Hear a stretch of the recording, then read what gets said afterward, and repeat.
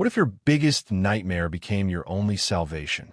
Meet Jeong-gyeom, a young delivery worker sharing memories with his robotic companion about his sister Sol's brutal boxing training regimen. He scratches his head nostalgically, recounting how refusing Sol was never an option. Little does he know, this conversation will be his last moment of normalcy. In the futuristic PX facility, Jeong-gyeom trudges through his mundane routine. The robot packs beeps its unregistered item warning while he moves packaging boxes with practiced annoyance. The cold air bites at him as machinery whirs overhead. He mutters about the freezing temperature, unaware that soon he'll face something far worse than discomfort. Standing beneath the industrial cathedral of drones and machinery, Jeong-gyeom's regret weighs heavy. He reflects on the mistake of taking this job, his mind drifting to 2 months ago when military discharge forced him into civilian life. A soldier's cheerful greeting echoes from his memories. The irony cuts deep. How could a war zone exist just blocks away? Transition into adulthood hit like a sledgehammer. Lying in his cramped room, Jeong-gyeom remembers the crushing reality of job hunting. Even a simple cafe position required experience he didn't have. The waitress's apologetic smile stung worse than any battlefield wound. His frustration builds. When did survival become this complicated? Now trapped in this sterile corporate nightmare, Jeong-gyeom texts with his sister while contemplating his choices. The irony hits him. He escaped one battle only to enter another. Surrounded by buzzing drones instead of comrades, he realizes his co-workers are all robots. This wasn't the fresh start he'd imagined. Mr. Shin approaches with inventory issues, his clipboard in hand. Jeong-gyeom's annoyance flickers into a grin as he calls his supervisor that old bastard behind his back. Even Pax seems friendlier than Shin, he muses. But as creaking sounds echo through the warehouse, something feels wrong.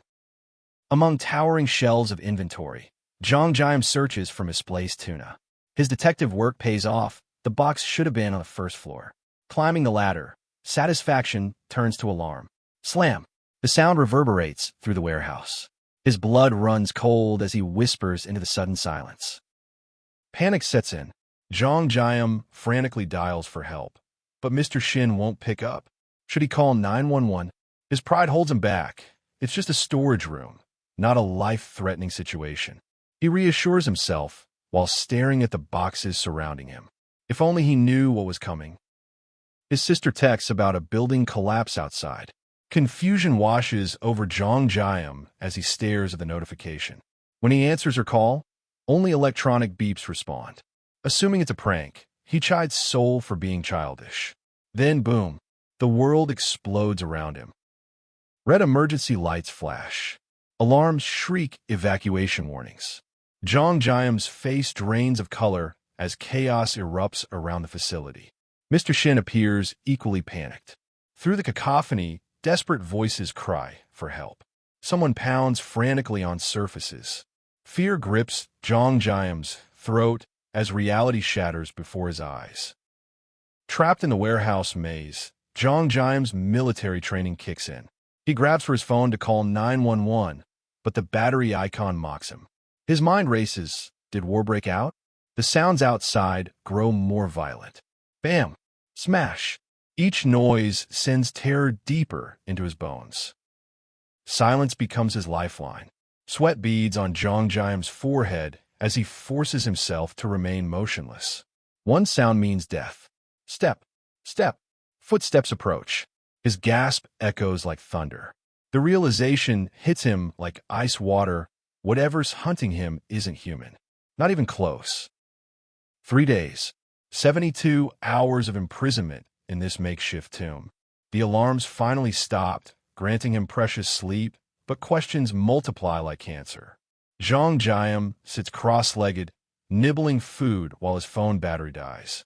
His last digital confession might be his final words to the world. Hope battles despair as Jeong-gyeom worries about his co-worker's safety. At least the silence brings peace.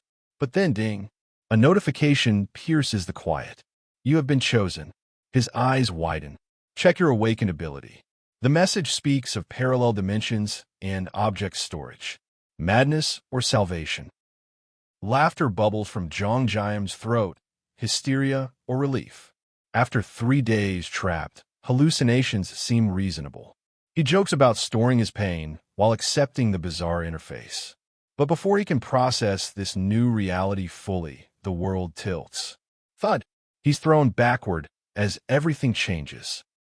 The sunset paints soul in blood and fire.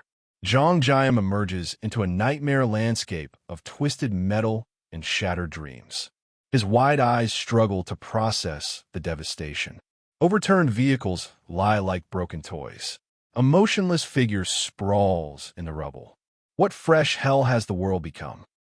The system activates. Commencing storage. Jeong-gyeom clutches his spinning head as vertigo overwhelms him. Bright energy swirls around his consciousness while a progress bar crawls forward. Through the dizziness, he spots something that freezes his blood. A shadow, moving, watching. A guttural growl tears through the air. Sharp fangs gleam in a monstrous face as terror incarnate reveals itself. Jeong-gyeom's military training screams gorilla or bear, but his eyes know better. This creature exists beyond natural law. As he fights for composure, distant screams remind him others are dying. The orc charges with prehistoric fury. Its roar shatters what remains of Jeong-gyeom's sanity as reality crumbles around him. Blood sprays. The creature's impossible speed defies everything he knows about physics. His legs pump desperately as the notification appears, sinking to parallel dimension. Time's running out. Victory tastes sweet for exactly 1 second. Jeong-gyeom raises his arms in triumph as the portal activates, shouting his elation into the chaos. But the monster isn't finished. As swirling blue energy materializes behind him, he realizes his mistake. The beast prepares its final assault. He's too late. Blue light flickers like dying hope. Jeong-gyeom clutches his head, overwhelmed by the transition between worlds. The massive shadow looms at the portal's edge, blocked by invisible barriers. A new voice explains his dominion over this parallel realm. No living thing may enter without his permission. He's not prey anymore. Recognition dawns like lightning. The notification chimes his entry into the parallel dimension as the grotesque monster writhes beyond reach. Jeong-gyeom gasps at the vast, illuminated warehouse stretching endlessly before him. This isn't just escape, it's transformation. His wide eyes reflect infinite possibility and terror. Drones were overhead in perfect formation. Jeong-gyeom stands at the center of organized chaos, his astonishment growing with each revelation. The entire PX fulfillment center exists within his dimensional pocket.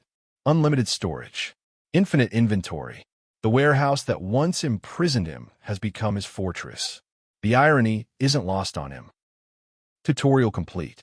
His first mana stone materializes in glowing splendor, surrounded by cosmic energy. Jeong-gyeom marvels at the crystalline power source as understanding floods through him. But celebration turns to dread as monstrous growls echo from the dimensional barrier. The creatures haven't given up their hunt. Questions tumble from Jeong-gyeom's lips as he grapples with his new reality. Can a monsters truly not enter? The warehouse's shipping specifications scroll past. 40 miles per hour, maximum size limitations. 2 minutes until maintenance shut down. His sanctuary might not be as permanent as hoped. Power management becomes survival. Jeong-gyeom learns he can fuel the facility with mana stones, keeping his mechanical army operational. But when the lights flicker and systems begin failing, reality hits hard. Clunk. The power supply depletes. His fortress of infinite storage means nothing without energy to run it. Fresh food. Meat. Vegetables. The pack's fresh label represents life itself in this new world order. The voice warns him. Outside is a war zone where food equals survival. Jeong-gyeom's expression hardens with determination. He needs more mana stones. The hunt for power begins now. Infernal beings.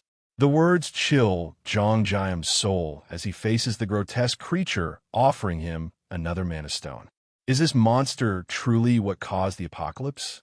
The being's decayed flesh and hellish features suggest powers beyond comprehension. He accepts the stone, wondering what price comes with such dark gifts. Tools of war line the shelves, but Jeong-gyeom's heart sinks. The axe feels pitifully short for close combat. Everything useful shows out of stock. His robotic assistant confirms the bitter truth. He'll have to throw his weapons. Against creatures that can shrug off military ordnance, what hope does one axe provide? Strategy over strength. Jeong-gyeom's military training surfaces as he plans to wound rather than kill. His Black Beret experience gives him confidence, but when his blade strikes the creature's impossibly dense muscle, despair floods through him. What are those muscles made of? How do you hurt something that defies anatomy? 15 axes remain in stock. Jeong-gyeom sweats as he contemplates his arsenal against otherworldly threats. Pocket knives seem laughable. He needs weight, impact, something that can penetrate monster hide. His conversation with Pax reveals the harsh mathematics of survival. Limited weapons versus unlimited enemies. Confusion strikes like vertigo. Jeong-gyeom searches frantically for the missing axes, his understanding of the warehouse's logic crumbling. 15 items, one removed. Where did they go? His wide eyes reflect growing panic as the familiar becomes alien. Even his sanctuary holds secrets he doesn't comprehend. Revelation strikes like lightning. The warehouse doesn't just store objects, it creates them through digital conversion. Unlimited stock of everything. Jeong-gyeom's excitement bubbles as understanding floods through him. Copy, paste, repeat. His arsenal just became infinite. The tide of battle shifts in his favor. The shipping skill activates with devastating precision. Jeong-gyeom chants the command while visualizing his target. Ship it. The axe flies at 40 miles per hour with surgical accuracy. Thwack. Blood sprays as his opponent crashes down hard. The 30-second cooldown seems like a small price for such power. 40 miles per hour. The drone's metallic word emphasizes the staggering speed of his new ability. Jeong-gyeom's concern grows as he processes the implications. 50 miles per hour maximum with upgrades. Each enhancement requires power. Each decision shapes his survival. The mathematics of war have changed completely. Mana stones hold the key to advancement. Smash! Another body hits the rubble as Jeong-gyeom contemplates equipment upgrades. His eyes fall upon battle boots priced in thousands, gear for a war he never chose. But choice died with the old world. Now only preparation matters. Shopping for survival.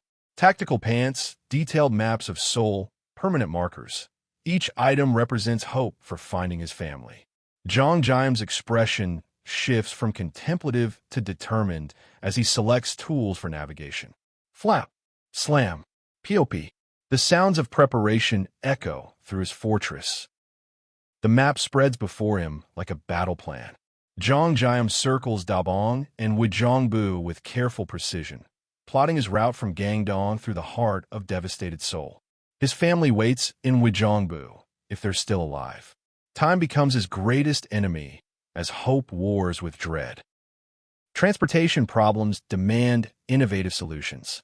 Jeong-gyeom reveals his futuristic bike, not quite a motorcycle, but faster than walking. As the machine whirs to life with bright energy, determination fills his voice. His family needs rescue. Seoul burns around them. Jeong-gyeom is coming to save everyone. 30 minutes outside. 120 goblin corpses mark Jeong-gyeom's path through hell. The bike's wheels clunk over debris as he reflects on his education in this new reality. 2 crucial lessons learned through blood and terror. But before he can complete his thought, a muscular threat charges with primal fury. Combat erupts in devastating violence. Jeong-gyeom demonstrates his abilities against the hulking opponent, their clash echoing through the ruins. Bam! The impact reverberates as green-skinned enemies join the fray. His power overwhelms these creatures, but each victory teaches him more about the apocalypse's true scope. Clank! Grit! The sounds of battle intensify as the gray-skinned behemoth unleashes its fury. Debris flies with each massive strike, while Jeong-gyeom adapts to the chaos. His shipping ability operates on 30-second cooldowns within 30 feet, tactical limitations that could mean death against such overwhelming force. Product Recall activates. The portal swirls as Jeong-gyeom demonstrates his ability to retrieve shipped items, creating a tactical advantage beyond simple weapon throwing. But as shadows gather behind him and crackling sounds fill the air, he realizes his powers extend far beyond basic combat applications. 13 mana stones now power his arsenal. Jeong-gyeom stands illuminated by the portal's blue radiance, understanding that materials become mana when destroyed. The logic brings hope. His family could find safety inside the parallel dimension. But distant screeches remind him that danger never sleeps. Orcs weren't the only nightmare made flesh. A dragon-like creature soars overhead, its water deer prey demonstrating the new food chain's brutal hierarchy. Jeong-gyeom realizes the sounds around him originate from multiple sources. This isn't a single monster hunt. It's a coordinated ecosystem of terror. A human voice cuts through the chaos. Help! Jeong-gyeom's heart leaps. Another survivor. Mr. Choi appears in desperate terror as a monstrous predator lunges with killing intent. The creature's approach triggers every combat instinct Jeong-gyeom possesses. Whoosh! Death closes in fast. The whip-like attack sends Mr. Choi tumbling through the air. Thwack! Impact drives breath from his lungs as he crashes hard. Jeong-gyeom rushes forward, shouting encouragement while sinister appendages loom behind the fallen man. Every second counts as terror grips Mr. Choi's pale features. The creature's growl freezes Jeong-gyeom mid-stride. Why isn't it attacking him? Realization dawns with horrifying clarity. The beast was hunting Mr. Choi specifically. The larger sense signature. The targeted pursuit. Sweat beads on Jeong-gyeom's forehead as the predator's true intelligence reveals itself. Desperation claws at Jeong-gyeom's mind. How can he divert a creature that dwarfs his weapons? The sound of his phone ringing cuts through his panic like salvation. But as bright flashes illuminate the chaos and unknown sounds fill the air, new threats emerge from every shadow. Tumble. Rumble. The warehouse shakes with impossible force. Through smoke and shadows, a figure emerges wielding a weapon that creates slicing sounds through the air. Jeong-gyeom stares in disbelief at the aftermath. An axe took down a wyvern? But how is such a thing even possible? The dust settles. The wyvern lies motionless. One survivor wipes his brow with visible relief, muttering about his successful one-shot kill. But wait! Did someone just throw an axe from a moving bicycle and actually take down that massive beast? The others stare in stunned disbelief. This isn't possible, is it? Overwhelming gratitude pours from the rescued survivors. They thank their savior profusely, calling him a soldier based on his tactical gear. But Jeong-gyeom corrects them. He's just a PAX FC employee. The conversation shifts as they realize he possesses awakened abilities just like them. Yet he admits something startling. Despite his combat prowess, he hasn't even used his power yet. The grim reality sets in. The young man reveals that monsters have flocked to the gathering areas, turning potential sanctuaries into death traps. Most people didn't make it, savagely killed or consumed by creatures. Only about 15 survivors remain, huddled in the terminal basement of District D. It's safer there, they claim. But is anywhere truly safe anymore? Jeong-gyeom's mind races. These survivors mention searching for drivable roads. Does that mean they have a working vehicle? He doesn't need food or rest, but information is precious. And a functioning car? That would be invaluable. The pieces of a larger plan begin forming in his thoughts. Blue energy crackles. A mystical stone materializes with an otherworldly pop. Shadowy claws reach for the shimmering object as someone in white observes with growing unease. But the real horror lies ahead. A decapitated monster head, blood pooling beneath razor teeth. An older man breathes heavily, his weathered face set with grim determination. The supernatural forces are stirring. Footsteps echo through the warehouse. A newcomer appears, his unfamiliar face causing immediate tension. The stranger's words cut through the air. "That's a face I haven't seen." Jeong-gyeom gulps, uncertainty creeping into his voice. The confidence he felt moments ago wavers. Something about this encounter feels wrong. Very wrong. The truth emerges in horrifying detail. A monster somehow found its way down here, leaving behind evidence of its deadly visit. The muscular survivor in the red shirt explains grimly. While no one died, their sanctuary has been compromised. Safety is an illusion. The young man's face drains of color as reality sinks in. Introductions are made amid the carnage. This mysterious savior killed a wyvern single-handedly, in feat that should be impossible. Jeong-gyeom processes this information, sweat beading on his forehead. But something sinister lurks in the shadows. A foot steps into a pool of blood. Someone moves with deadly stealth. The danger isn't over. A firm grab. Overwhelming gratitude. The young woman with the ponytail expresses heartfelt thanks for saving Young-soo and Byung-yeol. But then comes an unexpected question. Is he single?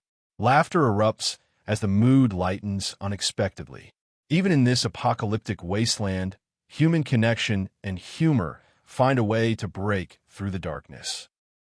Formal introductions at last. Jeong-gyeom Kim meets Junk Lee, the manager of Daehyun Shipping's Gunpo terminal branch. Lee's bloodstained shirt tells its own story of survival, yet he maintains a welcoming demeanor. He invites Jeong-gyeom into their makeshift hideout, assuring him they're well-stocked with food, a glimmer of hope in the darkness. Lee's expression shifts from welcoming to confused. The others explain the impossible. Their warehouse has completely vanished. Not damaged. Not destroyed. Gone. Lee struggles to comprehend how such a massive structure could simply disappear. The implications are staggering. If warehouses can vanish without warning, what else might be at risk? Jeong-gyeom watches the tactical discussion unfold. Lee takes charge, his muscular frame radiating determination as he proposes pushing through the tunnel. The woman with the ponytail agrees emphatically. It was time to leave anyway. The group rallies around Lee's leadership, but the dark-haired young man senses the growing urgency in their voices. The strategic situation becomes clear. Roads to the north and east are blocked, one by terrain, the other by lurking creatures. That leaves only the western tunnel as their escape route. But there's a problem. A group of wyverns has decided to make the tunnel their new home.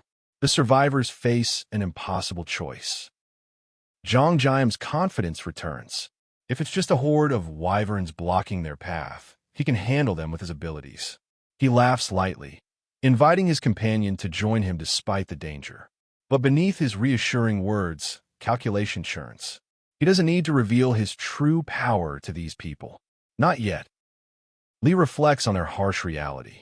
These people fought for their lives and survived in this dangerous environment, but resources remain scarce. Trust doesn't come easily to those who've witnessed such horrors. Jeong-gyeom appreciates their caution. It matches his own careful approach. Better to assess the tunnel situation firsthand.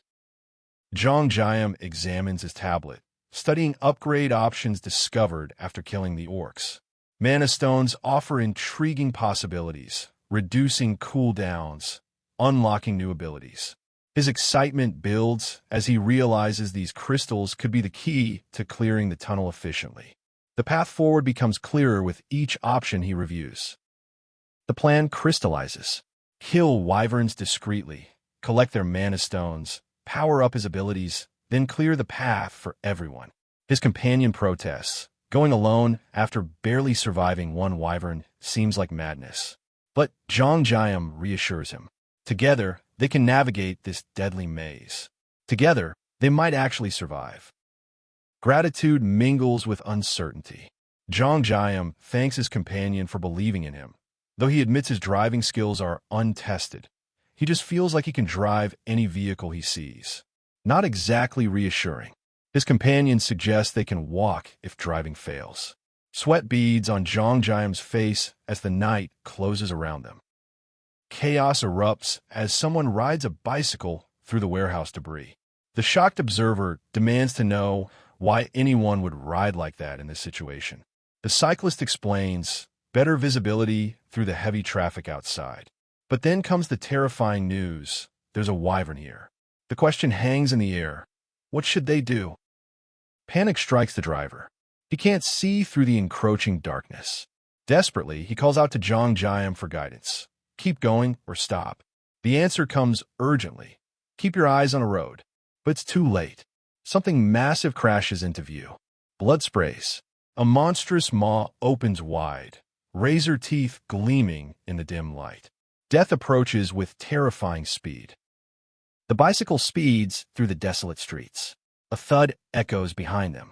The tunnel appears ahead, closer than expected. One rider warns the other not to look back. Nothing good ever comes from looking back. They screech to a halt. But why stop now, when safety might be just ahead? The looming presence behind them suggests the answer. Jeong-gyeom's face drains of color. Sweat glistens on his brow as the horrifying truth sinks in. They're literally dead meat. The wyverns surround them, their silhouettes casting ominous shadows in the dim light. Even with an electric bike, outrunning this many creatures is impossible. Doom and growls fill the air. This is where it ends. Mr. John stares upward, contemplating if this is truly the end. He can't hide his abilities anymore. The situation demands action. A faint blue light emanates from his hand as he activates something. The name Pax escapes his lips. But what is he doing exactly? A terrifying roar splits the air as creatures prepare to strike. Purple chaos streaks across the scene. The cyclist screams in horror as reality tears around him. Then suddenly, a command to ship it. A whooshing sound. Something strikes with tremendous force. The young man lies stunned, hand pressed to his forehead, grimacing in pain. What has happened? The world has gone mad. Young-soo looks around in bewilderment, his eyes wide with confusion. His companion tries to calm him. Everything is all right. But overhead, mechanical drones hover ominously, their lights cutting through the darkness. The warehouse fills with an otherworldly hum. A notification dings. Technology and terror intertwine in ways that shouldn't be possible. Digital notifications flood the scene. Mana stones reduce cooldowns. Limits are reached. Further improvements require leveling up in parallel dimensions. A high-tech drone materializes, its advanced design defying explanation. Then, a portal erupts, swirling with impossible energy. 3 figures stand before this gateway between worlds as reality fragments around them. Mr. John, blood staining his white shirt, stares at the hovering drone with a mixture of awe and desperation. He tells his companion to stay close. It's the only way he can provide protection. But something massive approaches from behind. The mechanical screech builds to a crescendo. Whatever's coming isn't interested in negotiation. The dinosaur-like creature screeches with primal fury, its red eyes blazing with hunger. It charges with devastating force. The young man raises his blue energy shield in desperation, but the impact sends him crashing backward. The shield dissipates as exhaustion overwhelms him. His defenses are failing. The beast prepares for the killing blow. The dragon swoops down at Young-soo, its yellow eyes burning with predatory intent. He freezes, unable to move as death approaches. The creature's screech fills the air. But then, a desperate cry of "No!" echoes from somewhere nearby. Jeong-gyeom's voice carries across the chaos, filled with horror and determination. Will he reach Young-soo in time? The massive dragon crashes against a brilliant barrier. Inside the protective dome, Jeong-gyeom crouches, his face set with fierce determination. But the beast's claws slice through the energy field with a sickening thwack. Blood spatters. The wounded dragon drips crimson from its maw as it prepares for another assault. Jeong-gyeom stares in wide-eyed horror at the carnage unfolding around him. A figure steps forward through the chaos, surveying the impossible scene. Mr. John contemplates what he's witnessed, a warehouse that shoots axes like projectiles. He's not sure what's happening, but one thing is crystal clear. Getting through that tunnel? With abilities like these at their disposal, it won't be the impossible task everyone feared. The dark-haired survivor processes the situation. Unlike him, Jeong-gyeom doesn't need transportation for basic survival. He needs it to reach his family. Envy creeps into his voice. If he had those abilities, reuniting with loved ones would be simple. But then something unexpected happens. The monsters, they're running away, fleeing from whatever power Jeong-gyeom possesses. In the aftermath, Jeong-gyeom stands amazed as Young-soo examines a glowing mana stone. The dragons see him as a threat now. They're smarter than they look. Young-soo holds the crystalline object, his first encounter with such power. These stones fuel abilities, Jeong-gyeom explains. But he's learning that each person's power works differently than he expected. Understanding dawns on Jeong-gyeom. That's why the others didn't take the mana stone from the orc corpse. Everyone's abilities function in unique ways. His companion stares in shock, processing this revelation about different approaches to survival. Jeong-gyeom admits he never intended to showcase his powers to the group. Some secrets are too dangerous to share. Apologies flow as the man in black explains he might have hindered Jeong-gyeom's mission. But Jeong-gyeom reassures him. He couldn't have navigated the tunnel alone anyway. They discuss his urgent quest to find his family, a journey from Gangnam to Wejongbu.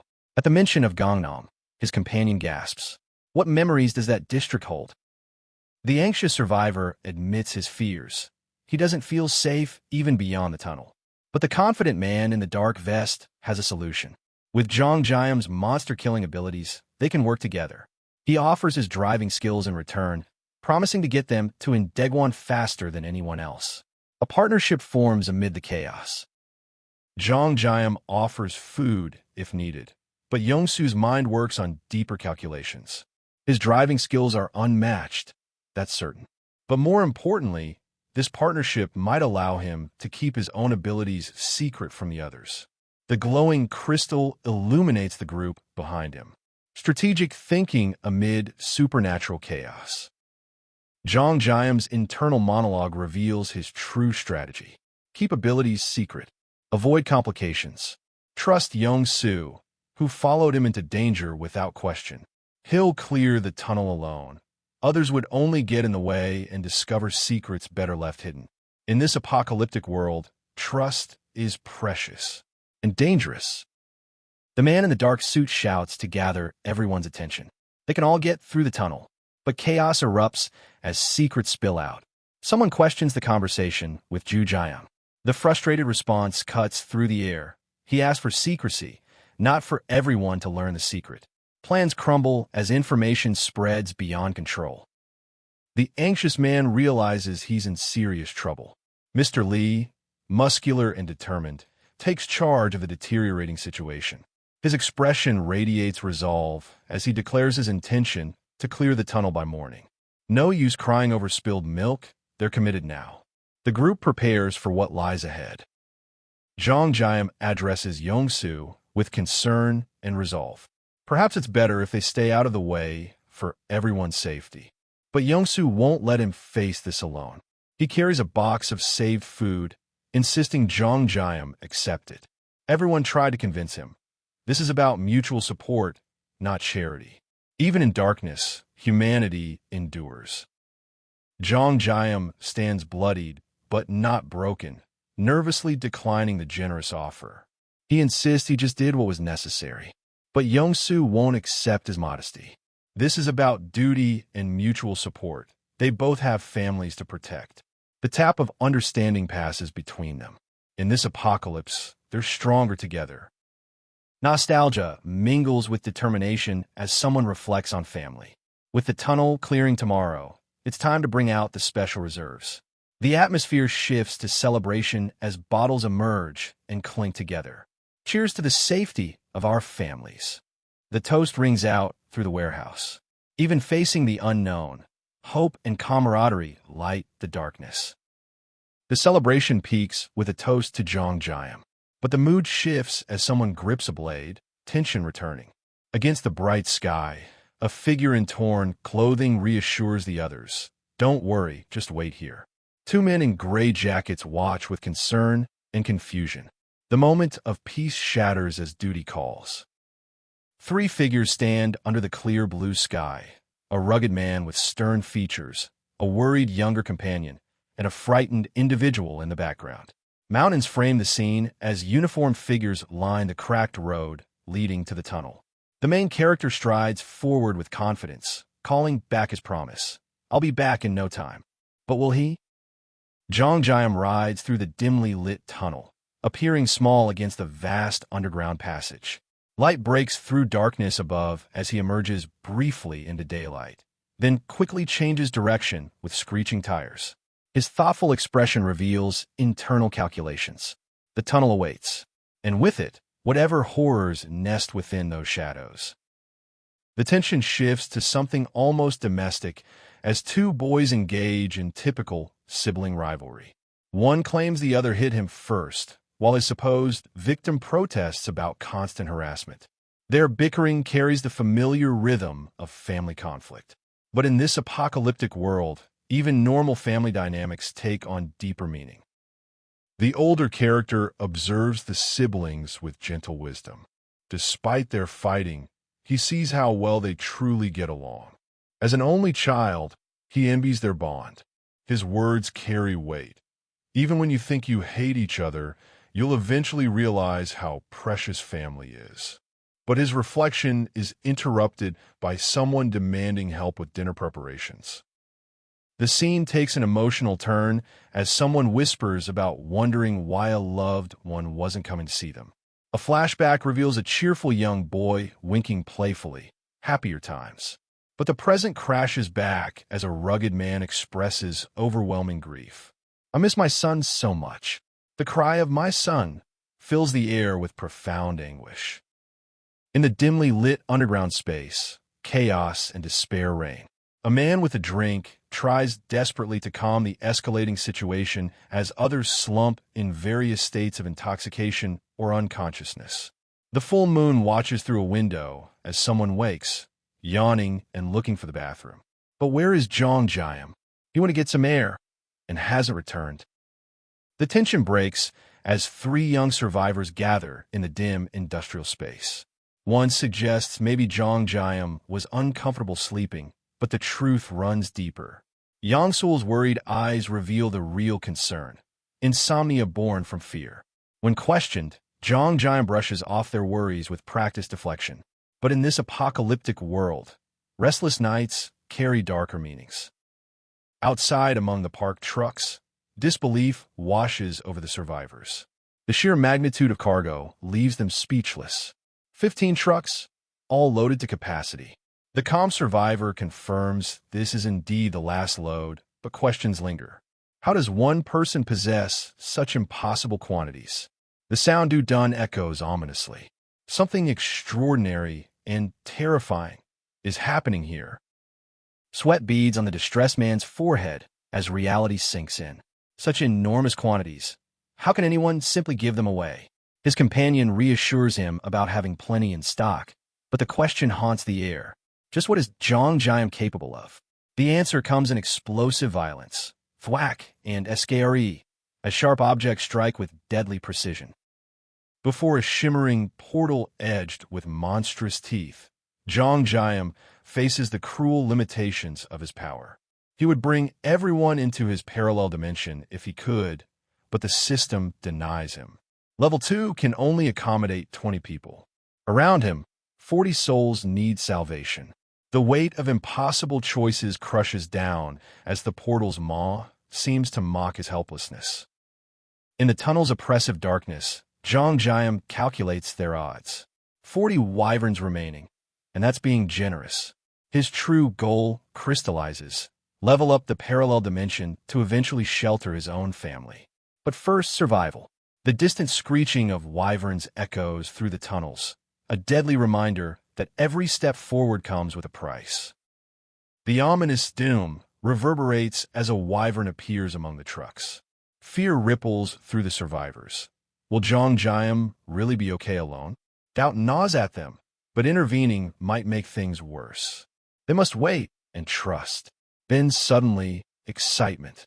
There he is. He's back. Relief floods their voices, but what state will he return in? Through the dark underground chaos, a blood-stained survivor pedals desperately on his bicycle. Debris clatters, clunk, rattle, as he navigates the treacherous path. Sweat and fear mark his face. A shadowy figure lurks in the darkness. Then the scene shifts abruptly to brighter surroundings, the warp sound hinting at sudden change. Escape or new danger ahead. Bloodied but victorious, Jeong-gyeom returns to thunderous cheers. Woo! The survivors celebrate as he addresses them with heartfelt sincerity. May they all reach their family safely. Gratitude flows as they thank him for enduring the hardships of leadership. In this apocalyptic wasteland, hope still lives in the bonds between strangers who've become family through shared survival. Before departure, Jeong-gyeom offers cryptic advice. Check the cargo if difficulties arise. He's prepared something helpful. But what? The survivors look confused as trucks roar to life with thunderous vroom sounds. The convoy moves toward the tunnel, vehicles streaming along the busy road. His mysterious gift will soon reveal its true purpose. The truck enters the tunnel as friendly waves are exchanged. VRM engines echo off tunnel walls as the convoy continues along the highway.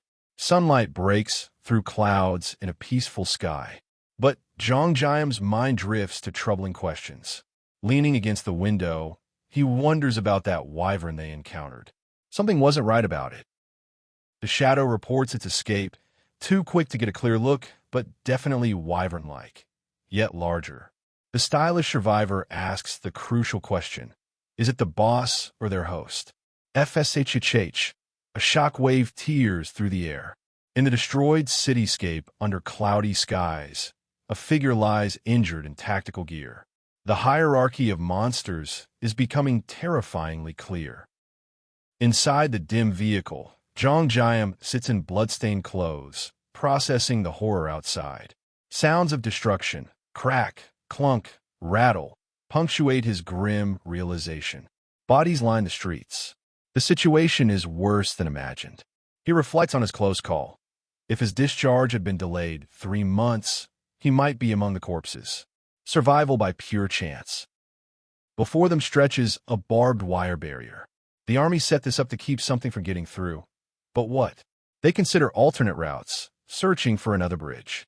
Then horror strikes. At the bridge's end, something monstrous lurks. The survivor holds his breath in alarm. The army's fears were justified. This barrier was their last desperate stand. Recognition dawns with brutal clarity. So that's what the army tried to contain. The truck engine hisses FSHHH as they assess the threat's magnitude. How many creatures are there? Jeong-gyeom considers retreat, but Young-soo spots an opportunity, the narrow sidewalk. Can their massive truck squeeze through that tight passage? Desperate times demand desperate measures. Through the glass, one survivor grips his weapon with determined resolve. His companion asks what he's planning, anxiety creeping into his voice. But confidence radiates from the first man as he grins widely. He has a brilliant idea to bypass this dangerous area. No detour needed. They'll go straight through. Sometimes the most direct path is the most unexpected. Chaos erupts outside as barking dogs and ominous sounds assault Jeong-gyeom's ears. Woof, bark, the cacophony builds. His startled expression reveals growing dread. Shadowy figures rush past in violent confrontation. Crunch, splash, sounds of carnage fill the air. From inside his vehicle, he witnesses a deadly encounter unfolding just beyond his reach. Gripping the steering wheel, Jeong-gyeom expresses uncertainty about crossing the bridge. His pale companion grows thoughtful, recalling a strategic game scenario. 3 races in space, a specific map. The comparison makes Jeong-gyeom gulp nervously. Real life is becoming disturbingly similar to tactical warfare simulations. The question remains, do they have the right strategy for survival? The strategic mind considers terrain advantages. How can a small group defeat a larger force? Crash! Their truck smashes into a wall with tremendous impact. Debris flies as clink sounds echo. Suddenly, massive roars announce the arrival of red, dinosaur-like creatures with razor-sharp teeth. One survivor taps his device with anticipation. He's been waiting for this moment to test his secret weapon. Notifications flash. Mana stones consumed. 10 for automatic shipping, 5 for maximum speed. The bloodstained warrior stands with glowing aura, commanding packs to maximize shipping speed. His aggressive confidence radiates as he prepares for action. All done here, boys. His excitement is palpable. Tom play indeed. The real demonstration of his apocalyptic powers is about to begin. A massive refrigerator crashes down with earth-shaking force. Crash, thud, thwack. The sounds of destruction fill the air. Jeong-gyeom watches with satisfaction, gaining 12 mana stones for his victory. That's the stuff, he declares with a triumphant smile. His upgrades to shipping distance and precise delivery prove their worth during the tunnel clearing. Urban warfare just got a deadly upgrade. The narrator reflects on missed opportunities. Could have just thrown axes at maximum shipping speed. But precise delivery has limitations, lacking the homing missile accuracy he hoped for. Red creatures dash through streets, unfazed by their fallen comrades' bodies. At 436 miles per hour, axes can be dodged. These monsters are ruthlessly practical, stepping over death without hesitation. The main character dashes away as his cooldown maxes at 25 seconds. Against faster enemies, his killing pace can't match their speed. A truck launches skyward in a bloody spectacle. Hummer, the carnage continues. He yawns with detached fatigue, realizing his automated system handles everything. No need to supervise the slaughter. Pax receives orders to continue the deadly work. Dogs bark frantically. Woof, woof, bark, as chaos reaches new heights. A refrigerator hurtles through air with devastating thwack. The shocked observer gasps in disbelief. What the hell? Now, he's shooting refrigerators? The man thought Jeong-gyeom could only throw axes. As appliance debris scatters with visible brand labels, one question haunts. Does any warehouse stock this many identical products? Inside the vehicle, Jeong-gyeom looks confused while Young-soo appears tense and sweating. They contemplate troubling possibilities. When Jeong-gyeom offers food, deeper questions emerge about his infinite stock. Young-soo reveals he thought Jeong-gyeom was retrieving and sorting used items. The clunk and du-du sounds emphasize their vehicle's movement through this revelation of seemingly limitless resources.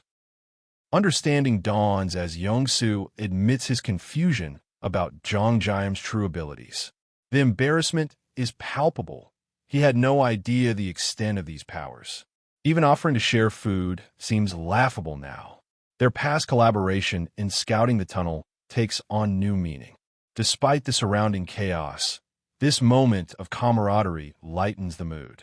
Sometimes revelation brings relief instead of fear. With monsters cleared from their path, Jeong-gyeom smiles about arriving home soon. Just across the bridge, then 1 hour to his family. Young-soo's excitement about the reunion is infectious. But beneath Jeong-gyeom's hopeful expression lurks deeper worry. He's just hoping they're all right. In this apocalyptic world, distance means nothing if there's no one left to find. The generous offer of clothes brings gratitude from Young-soo. Meanwhile, their hooded companion confirms most threats are eliminated. Only 1 or 2 monsters remain. The whoosh, tap, and turn sounds signal their final preparations. They're ready to leave this battlefield behind. The end of their deadly journey approaches, but home still waits beyond the horizon. A white sneaker hits the ground with purpose. Askew! Truck tires screech loudly as urgent movement begins. Jeong-gyeom peers from the window, confused by the sudden acceleration. Vroom! The engine roars with overwhelming force. Small crimson drops hit the ground. Hands grip tightly as tap. Sounds mark desperate attempts to maintain control. The final push toward home has begun. The driver commands Jeong-gyeom to hold tight, 20 minutes to destination. His sunglasses reflect determination as they race through chaotic streets, creating dust clouds and debris. But Jeong-gyeom's face turns pale with motion sickness. "Please go slower. I'm gonna puke," he pleads desperately. The driver's confusion is evident. Sometimes the journey home tests you in unexpected ways.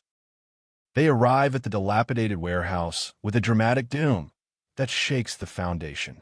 The building stands sharp and weathered, surrounded by crumbling structures in this old neighborhood. Debris from deteriorating buildings litters the ground. Unlike areas filled with corpses, this place speaks of simple decay. But in the apocalypse, abandonment can be just as ominous as death. In the dim building with cracked walls, two men face a critical moment. The one in military gear expresses concern about someone's inability to open doors. His companion drove so frantically, 20 minutes for an hour's journey, that they arrived with impossible speed. But speed means nothing if they're too late. The unspoken dread hangs heavy. What if his family is already dead? Jeong-gyeom leans against the wall, tormented by impossible questions. If he were in their position, what would he want? His companion offers to ring the bell, understanding the weight of this moment. Gulp! Jeong-gyeom swallows his fear. No one should have to confirm their family's death. Even a 1% chance of survival matters. "Yeah, please," he whispers, surrendering to hope. The tension reaches breaking point as they prepare to press the bell. 1% chance, but it's still a chance. The click of the door handle becomes the most important sound in the world.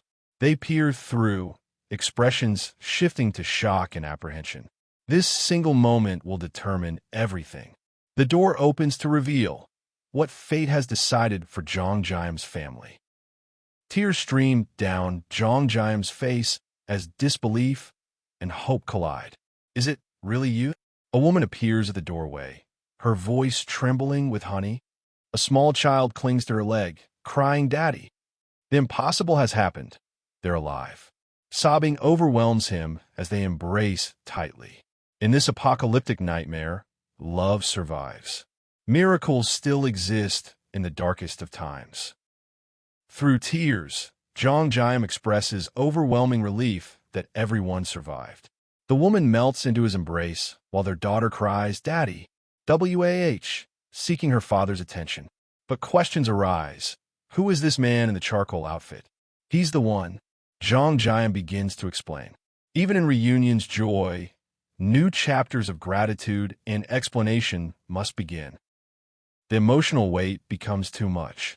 Jeong-gyeom collapses with a plop, his exhausted body finally succumbing to everything he's endured. He struggles to stay conscious, knowing he shouldn't fall asleep here. But his body has reached its limit. Jeong-gyeom. Urgent voices call his name. Even heroes need rest after saving the world. In the dim room, a man in a black suit sits cross-legged, sweat beading his forehead with emotional tension. His companion in casual clothes offers gentle wisdom about crying. The suited man explains that goodbye carries many emotions: love, gratitude, regret. Looking at the framed photo of an elderly woman, he realizes something profound. Farewells don't always require sadness when gratitude fills your heart.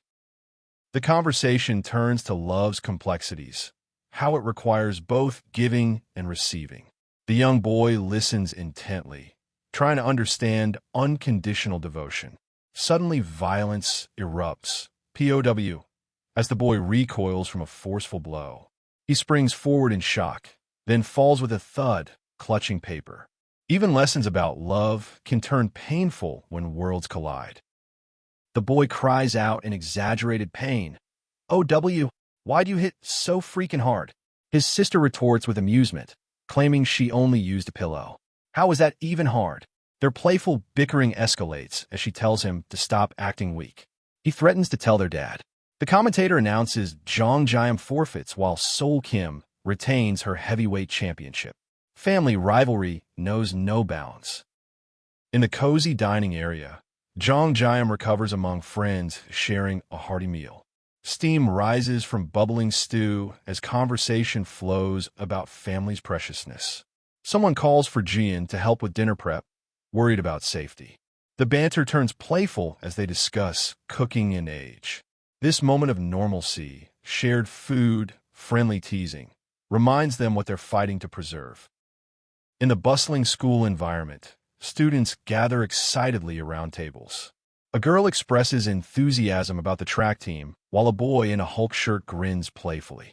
From the periphery, a thoughtful boy in a gray suit watches with growing anticipation. He steps forward over scattered leaves, eyes brightening as he focuses on something ahead. The future beckons with possibility. Excitement fills his voice. I'm finally here. Two boys walk together, one tall in a casual hoodie, the other younger in a neat suit. Each step emphasizes their movement toward a new beginning. The suited boy's eyes sparkle with eagerness as dazzling visuals surround him. Junior high represents hope, opportunity, a bright future ahead. Sometimes arrival is just the beginning of adventure. Chaos erupts as POW strikes the boy's face. He recoils in surprise while another kicks violently. The struck boy falls, curling up defensively as someone shouts stop. Action sounds, whoosh, snoosh, punctuate the frantic violence. A concerned boy gestures disapprovingly at the unfolding brutality. The ominous doom suggests something far more serious approaches. Not all arrivals lead to happiness. A figure with long black hair holds a bloody knife, violence clinging to his presence. Jeong-gyeom looks alarmed, sweat revealing his anxiety as he questions the situation with shocked. The knife wielder speaks of pathetic weakness, demanding morning exercise participation. The glance sound emphasizes tension between them. Outside, a bright tree contrasts the shadowy menace within. Darkness follows even the innocent. A panicked boy with disheveled hair pants heavily, drenched in sweat and fear. Huff! He's clearly fleeing from something terrible. Meanwhile, two other boys chat jovially, one teasing him with a broad smile. Suddenly, excitement erupts. Shigarien. The smartphone reveals admission news. Igriegajis. Celebration follows as Julian's nursing school acceptance brings joy. But the panicked boys' distress continues, untouched by their happiness. A muscular character grimaces in disbelief at his computer screen. Impossible! He exclaims while a gray-haired man stands nearby, surprised. Papers flip dramatically as shocking news unfolds. The focus shifts to a young boy reading a notice of conscription with horror. Military service calls at the worst possible time. Sometimes fate has the cruelest timing of all. Under clear skies among leafy trees, a muscular boy in green dismissively lets out HMHB. Behind him, others laugh and cackle as someone mentions taking care of a punk soon. The scene transitions to a crowded area where the same boy strides forward with purposeful step sounds. His black backpack and determined posture suggest impending confrontation. The countdown to violence has begun. Casual conversation masks underlying tension as a man with close-cropped hair displays anxious tears.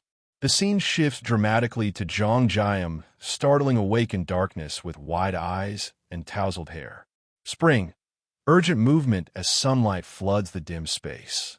His confused expression and questioning bubble suggest he's grappling with recent traumatic events, awakening from nightmares into uncertain reality. Disheveled and confused, the boy awakens asking where he is, realizing he must have passed out. A girl with brown hair calmly greets him. "Oh, you're up." The cozy room contrasts his earlier panic. A gun catches light nearby with metallic shine, while in the background, a woman watches a young girl eagerly eating with happy and OM sounds. Peace has replaced chaos, for now. In a warm sunlit room, a girl with a red bow eats happily while a woman watches with a gentle smile. The disoriented man in gray struggles to stay awake, slight snores escaping as exhaustion overwhelms him. Concern fills their voices. He collapsed suddenly, clearly exhausted beyond measure. Sometimes survival demands everything you have, and more. But here, finally, is sanctuary for the weary.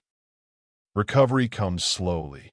Jeong-gyeom awakens in unfamiliar surroundings, his voice heavy with confusion as he asks how long he's been unconscious. 3 hours, the kind woman tells him. 3 precious hours of peace he can barely remember. In the cozy kitchen, life continues around him. A child plays nearby, while the woman's warm smile offers comfort he hasn't felt in weeks. Gratitude flows between survivors like lifeblood. The man with slicked-back hair looks at Jeong-gyeom with eyes that have seen too much death, his words simple but profound. You literally saved my life. Young-soo insists they eat together, refusing to take a single bite until Jeong-gyeom awakens. In this broken world, shared meals become sacred rituals. The feast before him defies belief. Braised sori, real meat, real flavor, real warmth in a world gone cold. Jeong-gyeom's eyes widen as the woman presents the dish with pride. The boy beside him thanks her earnestly while a young girl watches with innocent curiosity. For a moment, the apocalypse feels like a distant nightmare. Privacy granted, the two men sit alone. The first bite hits Jeong-gyeom like a revelation, flavor exploding across his senses as he slurps the broth. His body glows with satisfaction, a euphoric response to the first real food he's tasted since hell began. Holy smokes, he breathes, overwhelmed by something as simple as a home-cooked meal. Steam rises from the perfect bowl, kimchi and rice rolls glistening with care and love. Each ingredient tells a story of survival, of hope preserved in cooking. Jeong-gyeom bows his head respectfully, his simple words carrying the weight of genuine appreciation. In a world where kindness is rarer than ammunition, this meal feels like a miracle. Memory floods back with each spoonful. Since his military discharge, since the world collapsed into nightmare, Jeong-gyeom hasn't tasted anything this extraordinary. It reminds him of his mother's kimchi stew, a connection to a life that feels like someone else's dream. Young-soo mentions Gangnam, and suddenly the present crashes back into focus. Plans take shape over shared understanding. Young-soo suggests they move outside to discuss logistics, a truck to Gangnam, an electric bike for the return journey. The conversation carries undertones of danger and responsibility. What seems like simple transportation becomes a negotiation between duty and survival, hope and harsh reality. Doubt gnaws at practical minds. The uniformed man taps his fingers nervously, questioning why Young-soo would risk everything again. Outside, Jeong-gyeom rides confidently through danger, his driving skills perhaps their only advantage against the monsters. But skills can't eliminate every threat. The risks feel overwhelming despite their resources. The question cuts deeper than expected. Why risk everything to help someone else? Young-soo's vulnerability shows as he asks, his confusion genuine. The answer comes from shared trauma, lives saved, debts acknowledged. They've pulled each other from death's edge before. In the apocalypse, such bonds become unbreakable. Gratitude weighs heavy in the industrial air. Jeong-gyeom stands pensively, acknowledging the brutal truth. Without Young-soo's help, he'd be rotting in some abandoned street. His extraordinary ability came with extraordinary challenges, darkness that nearly consumed him. The tunnel he fought through was nothing compared to the isolation of his power. Reassurance carries an edge of desperation. Jeong-gyeom promises to run if things go wrong. He won't die before seeing his family again. But his shirt bears bullet holes, and broken windows suggest violence is never far away.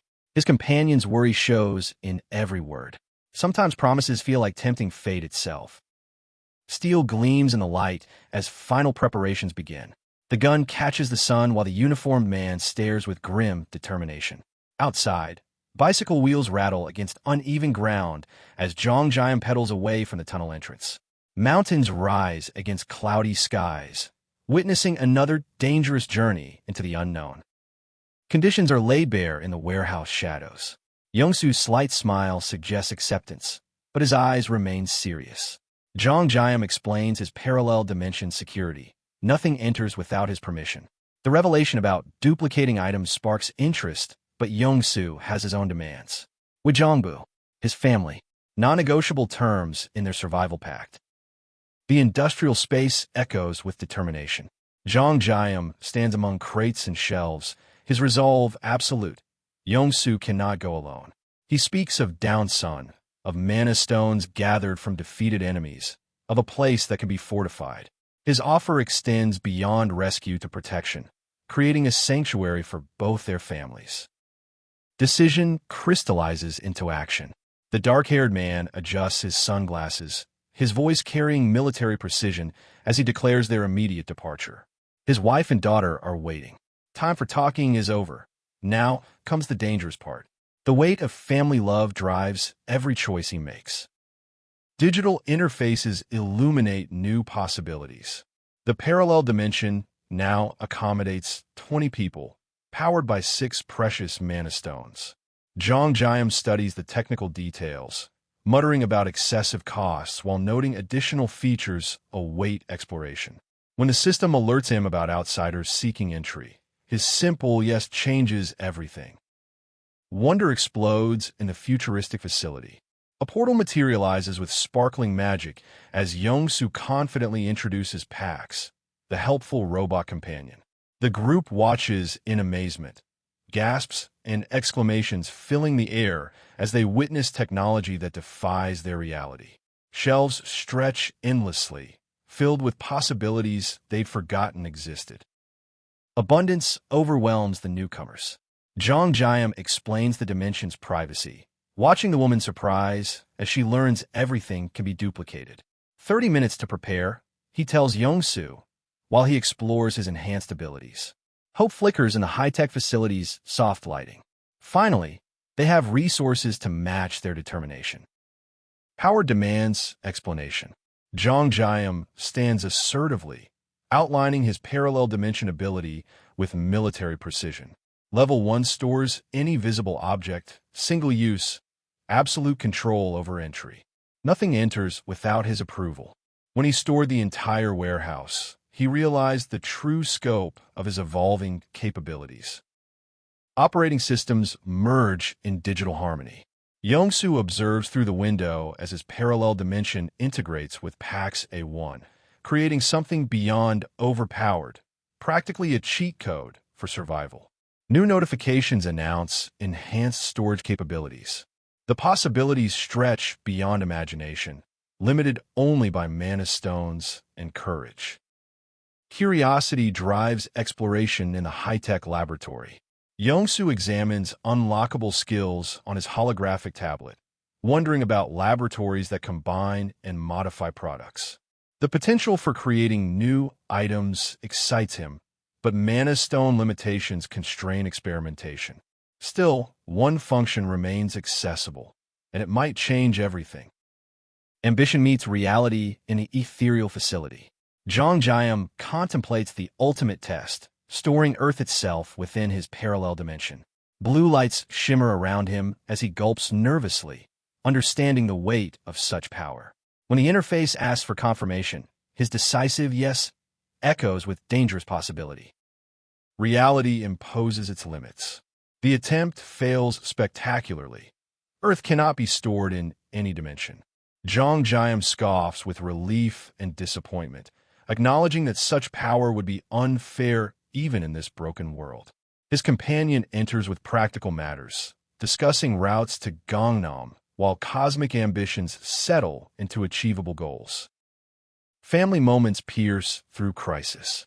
The young father explains his daughter fell asleep almost immediately upon entering this safe space, exhaustion finally claiming her insecurity. Toys scattered around her sleeping form tell stories of childhood preserved. Gratitude flows between the men as they acknowledge their mutual dependence for survival.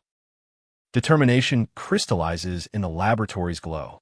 Young-soo listens intently as his companion pledges continued support, sunglasses gleaming with resolve.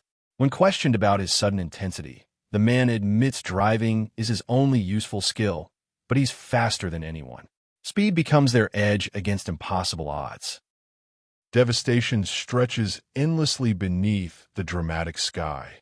The boy weeps as they navigate backroads where silence has replaced civilization's noise. No monsters prowl these empty paths. Death doesn't hunt where no life remains. Their truck moves through a graveyard of dreams, past rubble that once held families like theirs.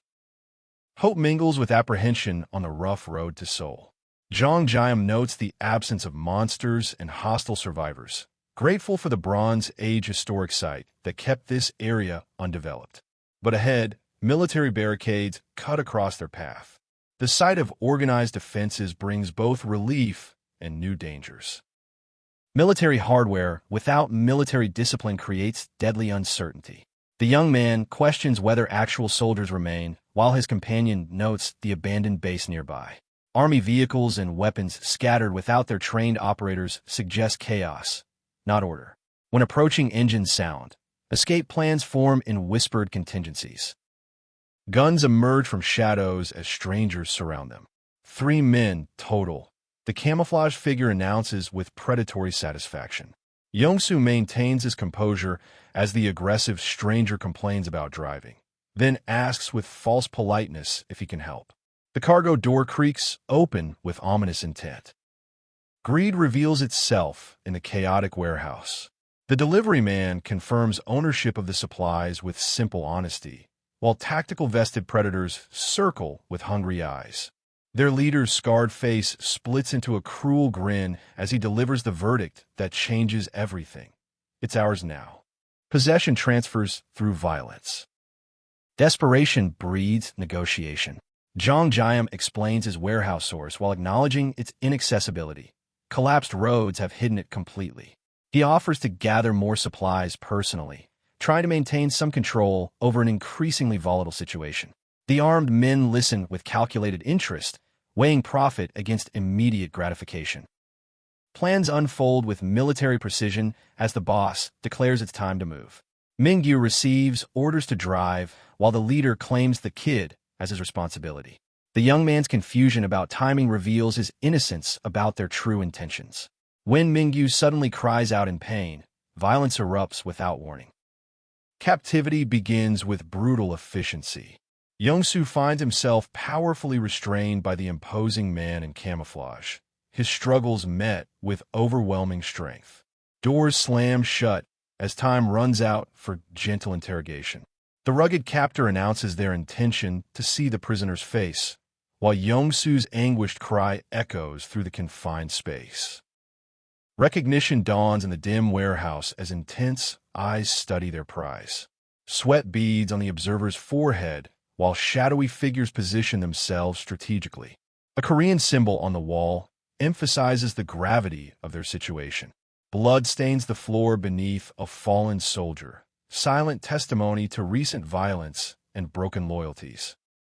Military authority without military honor defines the army base.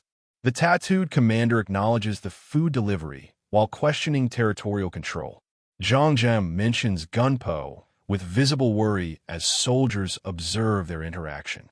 When asked about their location, the casual response about being at an army base only deepens the young man's confusion about what's really happening here. Rock DCC. The name strikes like lightning through the young man's consciousness. His shock is palpable as the soldier calmly suggests waiting until 5 p.m. for the beast. Equipment preparations continue with grim efficiency, while screeching sounds announce something massive approaching.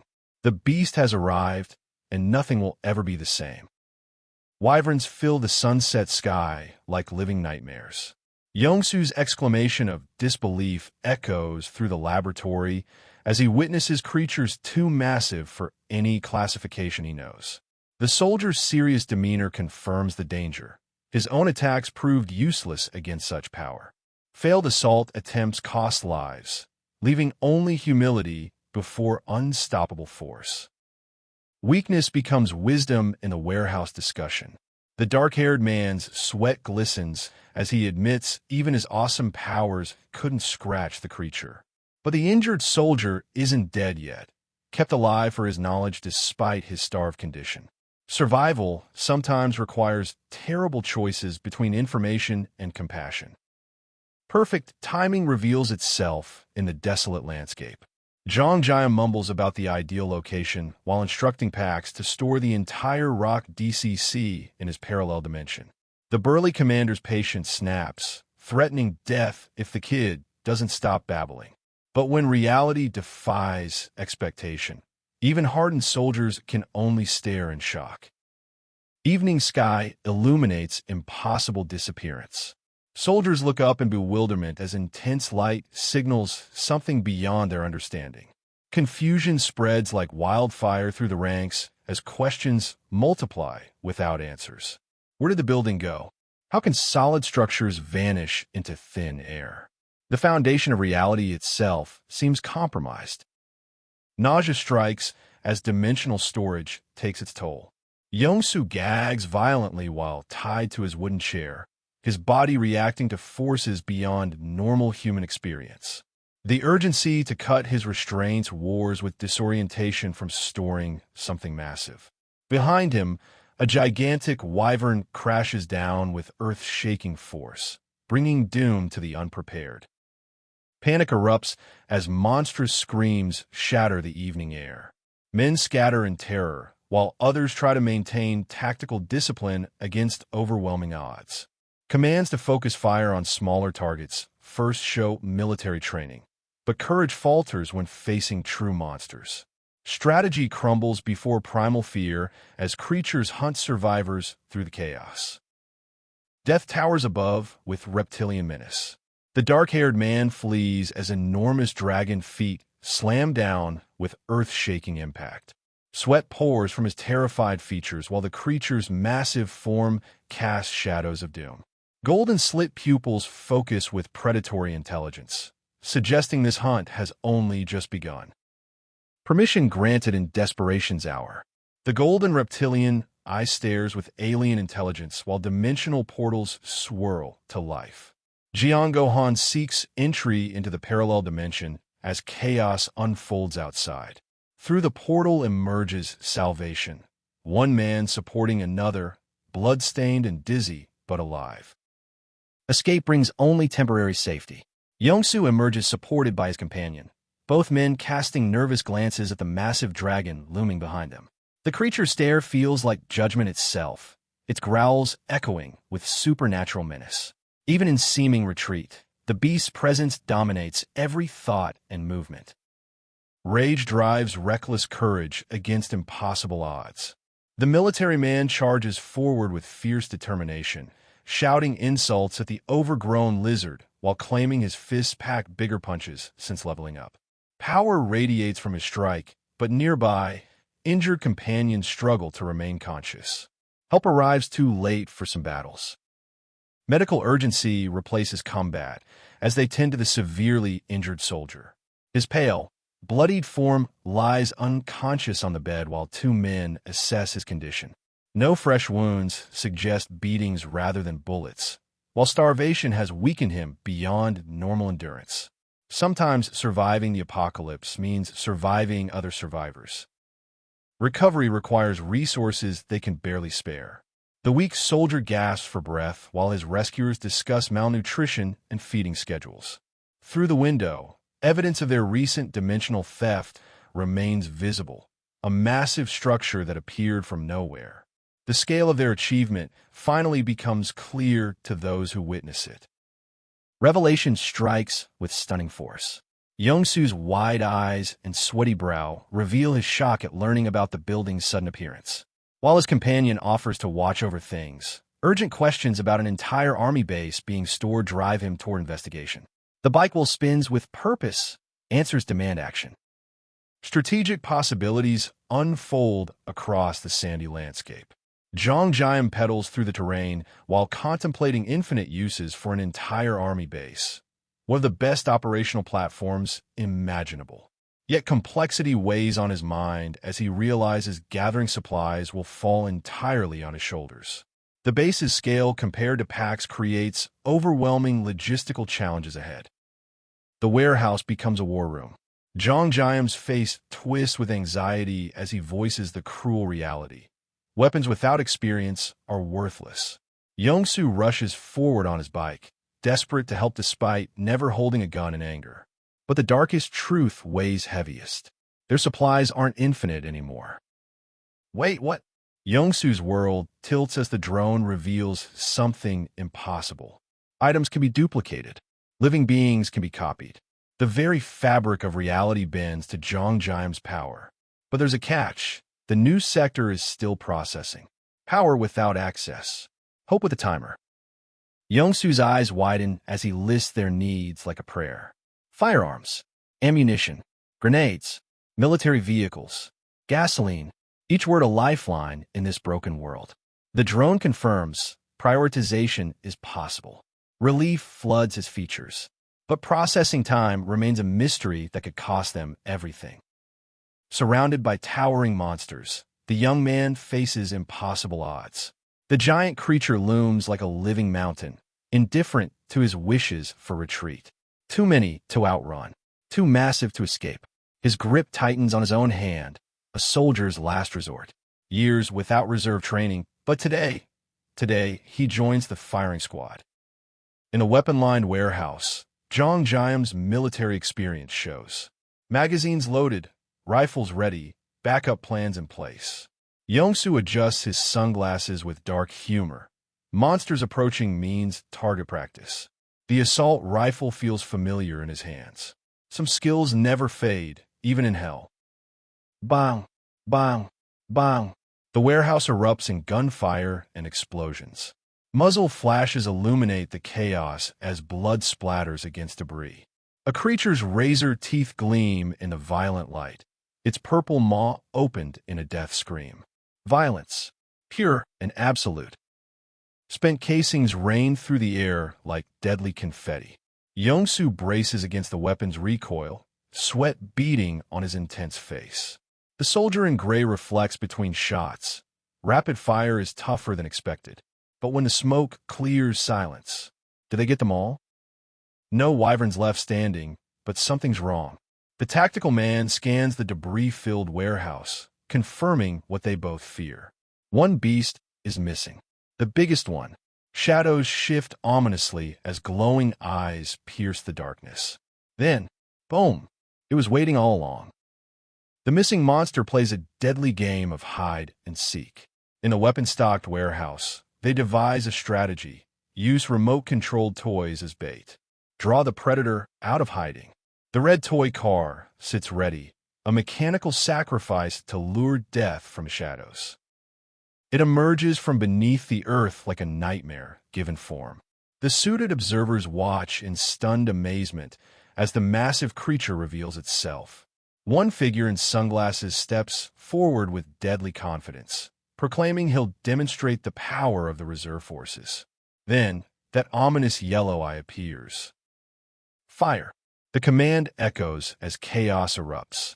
Sweat drips from the young soldier's brow as he aims with deadly precision. The tactical officer rushes forward, weapon raised, while bullets fly like angry wasps. T fills the air. A desperate struggle for survival against overwhelming odds. Headlights cut through the darkness as debris explodes outward. A red-scaled beast emerges with a thunderous boom, trapped within a hexagonal energy field. Young-soo stares in confusion. Their enemy remains unharmed despite the onslaught. Not a single scratch. Something was blocking every attack. But what? The dark-suited man pieces together the terrible truth. Their attacks weren't bouncing off hardened skin. Something was intercepting every bullet, every explosion, every desperate strike, as if an invisible shield protected their monstrous enemy. The dragon's yellow eyes scan the battlefield with terrifying intelligence. Confidence returns as the man in gray declares their ultimate advantage: unlimited supplies. A figure steps through a swirling portal, energy crackling around them. Boom! Blast! The confrontation erupts in spectacular fashion as raw power meets monstrous fury. The creature's gaping maw promises only death. The world becomes fire and fury. SKRE pierces the air as explosions chain across the battlefield. Kaboom shakes the earth. Crash sends debris flying. Blast after blast rocks the environment. Smoke and shockwaves ravage everything in sight as raw destruction consumes the area. Huff, huff. Exhaustion weighs heavy in the aftermath. One soldier pants in his tactical gear, shoulder numb from endless grenade throws. They ask the inevitable question, what about the monster? Then clang breaks the silence. A monstrous claw appears. It survived everything. In the swirling smoke and shadows, the creature vanishes as mysteriously as it appeared. The green-jacketed man trembles with relief and terror. Is it gone? The dark-suited figure nods grimly. Yes, but not because their attacks worked. The implication hangs heavy. They never stood a chance. Time to move while they still can. The driver asks about fatigue as their vehicle speeds through the crumbling cityscape. Shell-shocked from the giant wyvern encounter, darker thoughts emerge. What if there are monsters even more powerful? What if their weapons mean nothing? Pink explosions mark the grenade's flesh-tearing effectiveness. But stronger explosives? In a city full of innocents? Jeong-gyeom rocks the devastated landscape as the contemplative figure weighs impossible choices. They need something powerful as a bomb, but with surgical precision. A contradiction that might save or damn them all. Back in the warehouse, Jeong-gyeom stares at his holographic display in shock. 314 manastons? When did he accumulate so many? The sunglassed observer watches as Duin emphasizes his stunned realization. Those wyverns were loaded with power, and now, so is he. The upgrade spree begins. Ding after ding fills the high-tech space as Jeong-gyeom enhances his abilities. Shipping speed increases to 150 meters per hour. Cooldown drops to 1 second. Simultaneous shipments double. Each improvement costs precious mana stones, but the wyvern's gift makes him exponentially more dangerous. On the highway, Yongsoo suggests checking the parallel dimension for a much-needed break. The sunglass driver scans the empty road. No monsters in sight. Keep driving, he says. But Yongsoo's blue-clad figure hesitates. In this apocalyptic world, even rest carries deadly risks. The portal solution emerges. Leave it open while driving. The nervous young man realizes the brilliant simplicity. If danger strikes, instant escape awaits. The confident figure with slicked-back hair reassures him. No need to worry. 1 foot steps forward with determination. Sometimes genius hides in the simplest plans. Inside the warehouse dimension, Jeong-gyeom approaches the glowing interface with skepticism. Combine and disassemble options appear unremarkable until their true potential becomes clear. Register a rifle with loaded magazine as a finished product? The implications send chills down his spine. Power beyond imagination. 15 mana stones register a grenade with pin removed. Progress, but not enough to kill giant wyverns. Jeong-gyeom's determination shows as he considers dual magazines to eliminate reloading delays. Every small improvement matters when facing impossible odds. Innovation born from desperation. A new weapon concept emerges, more powerful than bombs, but with controlled damage radius. The blue-clad figure explains while his companion stares confused at overturned cars, forming an impossible barrier. Who could create such a scene? Jeong-gyeom returns with apologies and urgent news. They have a problem. The car barrier blocks their path completely. Yongsoo suggests a detour, but the confident man in sunglasses has other plans. No need for detours when you've just created the perfect weapon to test. The vehicle accelerates with explosive purpose. Time to see what his new creation can do. Crash. The barrier explodes in spectacular fashion. Cars spin through the air like toys as debris rains down. Flames and smoke engulf the wreckage while the two men sit calmly in their vehicle, witnessing the devastating effectiveness of their new weapon. Destruction surgical and complete. When the world did you create? The sunglassed man stares at the weight plates in shock while his companion stands amidst the devastated workspace. The barrier that stood strong until now. How could it fall so easily? Huh? Echoes through the debris-filled room as the terrible power of the new weapon becomes clear. The green Jeep speeds through chaos, headlights blazing as Flash and Vroom announce its arrival. Two shock survivors wonder if soldiers have come. But the well-groomed man inside has a simple question that cuts through the noise. Is there a nurse named Jeong-gyeom here? In a cluttered family room, domestic chaos erupts. The long-haired sister can't believe her eyes. Jeong is actually studying. Her disbelief mingles with humor as siblings tease about telling their mother. 8 years separated them. But when Jeong decided to get serious about academics, everything changed. Family bonds, stronger than apocalypse. The transformation worried everyone. A girl who couldn't sit still for 30 minutes, suddenly becoming obsessed with studying? But the reason was beautifully simple. She holds up the giving apple tree with pride. Even if the world ended tomorrow, she wanted to spend a day helping sick people. Purpose, pure and unwavering. Concern grows as their friend appears sicker. Should they take her to a doctor? Panic builds among the group until shocking news arrives. Jaeon got into nursing school. Impossible. The collective disbelief speaks to how far she's come from her struggling student days. Sometimes miracles hide in plain sight. Tears streak down her face as she gasps in disbelief. How did you get here? The reunion floods with relief as she confirms he's unharmed. The bespectacled man in green watches with knowing satisfaction. He helped make this moment possible. Gratitude flows as she introduces herself as Yunji, offering chocolate in return for kindness. We have a patient. The serious young man's words cut through the dim facility like a blade. The brown-haired nurse reacts immediately. Where? Take me to them. But he explains the impossible. The patient exists in a parallel dimension, accessible only through his awakened ability. Disbelief mingles with growing excitement. They tiptoe through corridors past sleeping figures, the soft snore emphasizing their stealth. The door-marked lounge creaks open with anticipation. Then her world explodes. What the? Are these buildings? This is your ability. The scope of Jeong-gyeom's power leaves her speechless.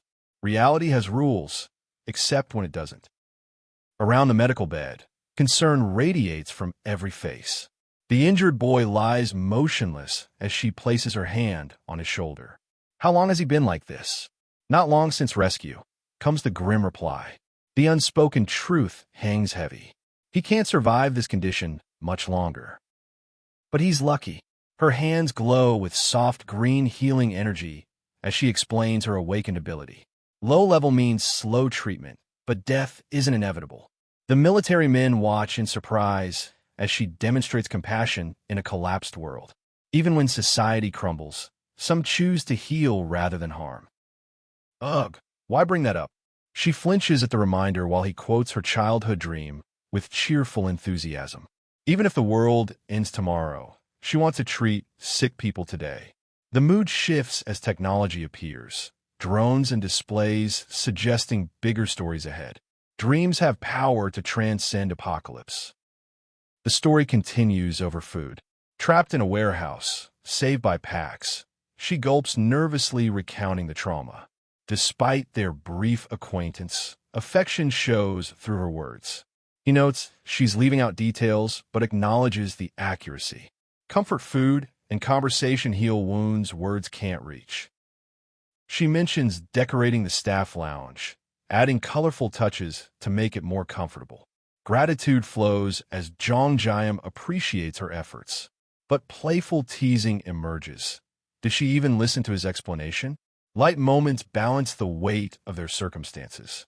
Sometimes humanity shines brightest in darkness. Over 300 patients need constant observation and medication. But that's not the real problem. Other nurses can handle patient care. The issue lies elsewhere as she gazes out at the cracked cityscape. Two men arrived in a military vehicle.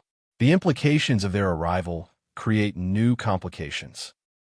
One of the men is Nurse Jeong-gyeom's younger brother. The confident director sees opportunity. They came seeking food and shelter like everyone else. But here, he controls all resources. Nothing to worry about, he claims with a devious smirk. Power corrupts even in crisis. Play nice for now. Pretend to be kind. The dark-haired man commands while red light glows ominously behind him. The barrier has been restored, stronger this time. She questions if they're dealing with poisoning, noting the rapid overnight changes. Conspiracy breeds in the shadows of apocalypse. She declares her intention to stay and manage somehow, while urging him to gather their family. His defiant inuh cuts through her suggestion.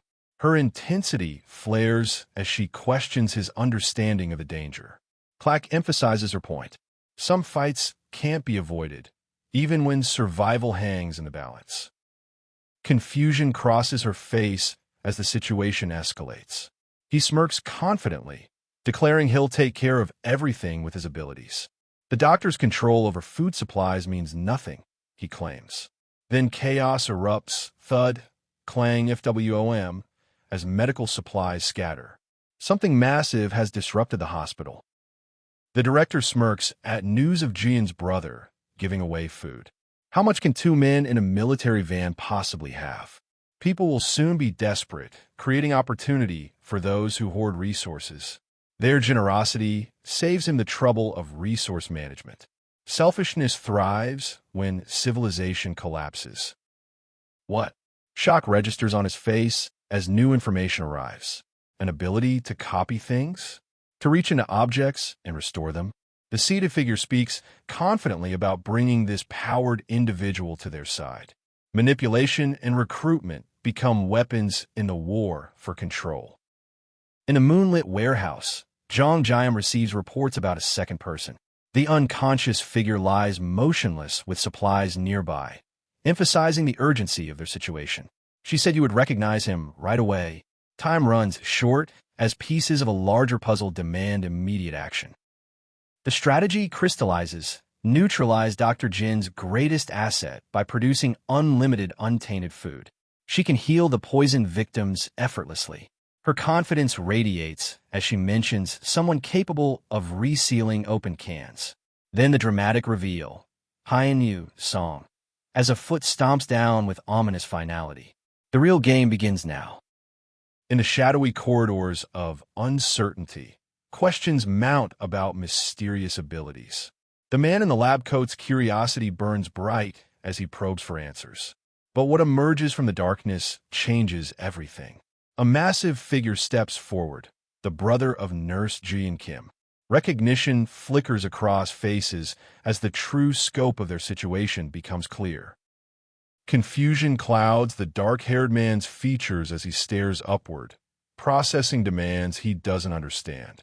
The atmosphere thickens with menace as the muscular figure declares resistance meaningless. Sound crashes through the space. Doom, flash, as a gun materializes. Two choices. Only two. The barrel gleams cold in the dim light. Jeong-gyeom stands defiant amid the warehouse debris, dismissing both death and flight as futile options. His gray-clad figure radiates determination as he proposes something unexpected, a third option. The mention of Hyeon song hangs in the air like a trap waiting to spring. Then rush, danger explodes into motion. Violence erupts without warning. Blood sprays through the air as a menacing figure lunges forward, arm outstretched for the kill. Bam echoes through the chaos while a startled medical professional watches in horror. Above them, a drone hovers like a mechanical vulture. Even a muscular man's confusion is visible. Something has gone terribly wrong. A bright pink bowling ball becomes a weapon of devastating force. Thwack resounds as it hurtles toward its target at 56 miles per hour. The tank-topped attacker's amusement is chilling as his opponent recoils in pain. Was that overboard? He asks mockingly. Victory tastes sweet as he suggests his victim shouldn't move. Hesitation flickers across the dark-haired man's features as he questions what's happening. The air trembles with rumble and HAH as the muscular figure prepares something devastating. Muscles coil like loaded springs. Disbelief crashes over his opponent. You can't be serious, as Boone threatens to shatter everything around them.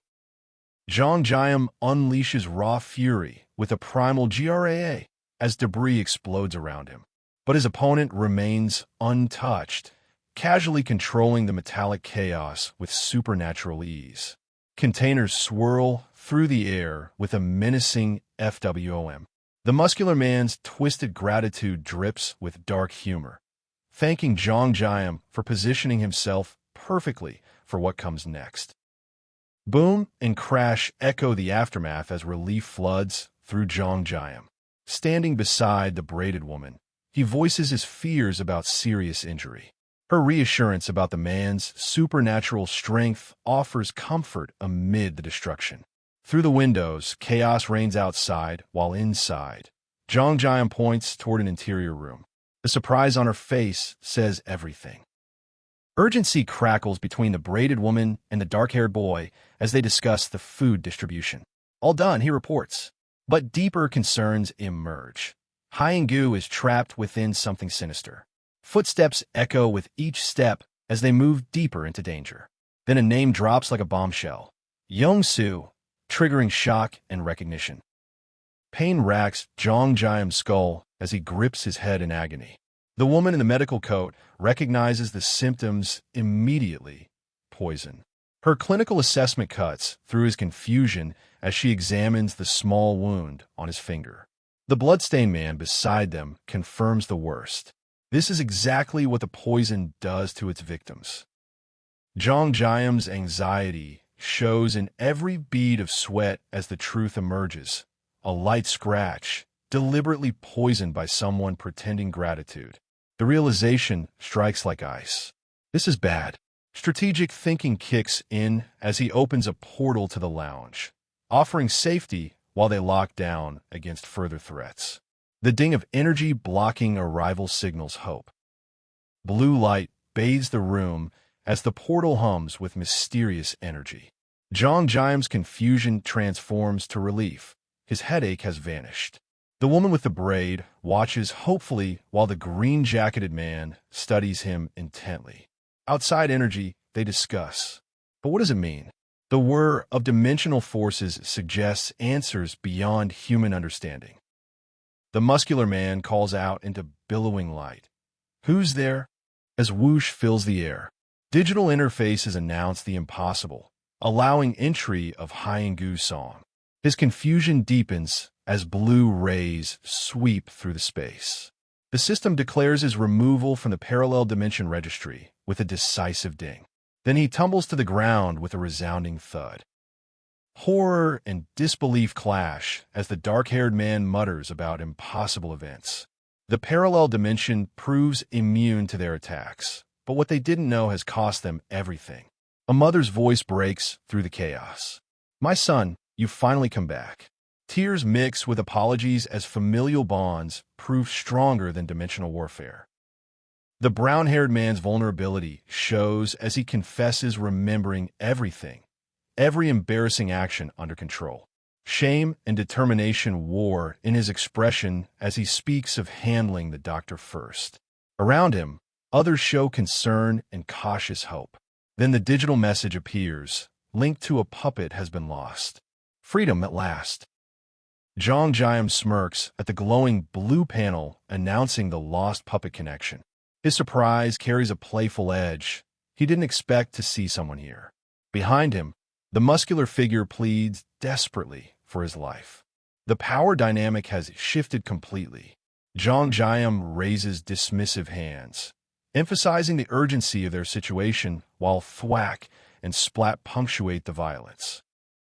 Distress marks the muscular man's features as he questions who's present. The man in the white coat suggests gathering everyone for discussion about a possible cure. Glasses reflect concern about facing consequences later. Then chaos. A bald man appears in confusion, muttering about lost time. A child's voice cuts through. "Daddy." Recognition and familial bonds emerge from the madness. The dark-haired man's confusion is palpable. How did everything change so suddenly? His blue shirt collar relaxed. He apologizes for delays while claiming to have taken care of everything. The woman in white expresses sincere gratitude for salvation. Behind them, the muscular man's blood-stained appearance raises unspoken questions about the doctor's fate. Blood stains his fitted shirt, but the athletic man apologizes with humor, sorry for exploding the building so hard. No broken bones, just a sprain, his companion reassures. Their conversation flows with surprising lightness given the violence. Protection from monsters is promised. The hospital gown can't hide the patient's need to leave soon. Family awaits. Jeong-gyeom's head bows respectfully as he thanks Hyung-gu, whose blood-splattered outfit tells its own story. The muscular man's sarcastic apology carries genuine remorse for putting Jeong-gyeom in such a position. Talk turns to Yuljiro, Hyung-gu's homeland, but FLUNCH signals alarm as memories surface. The ruined cityscape beyond shows exactly what awaits them there. Gratitude overflows from the dark-haired man as he acknowledges the valuable supplies received.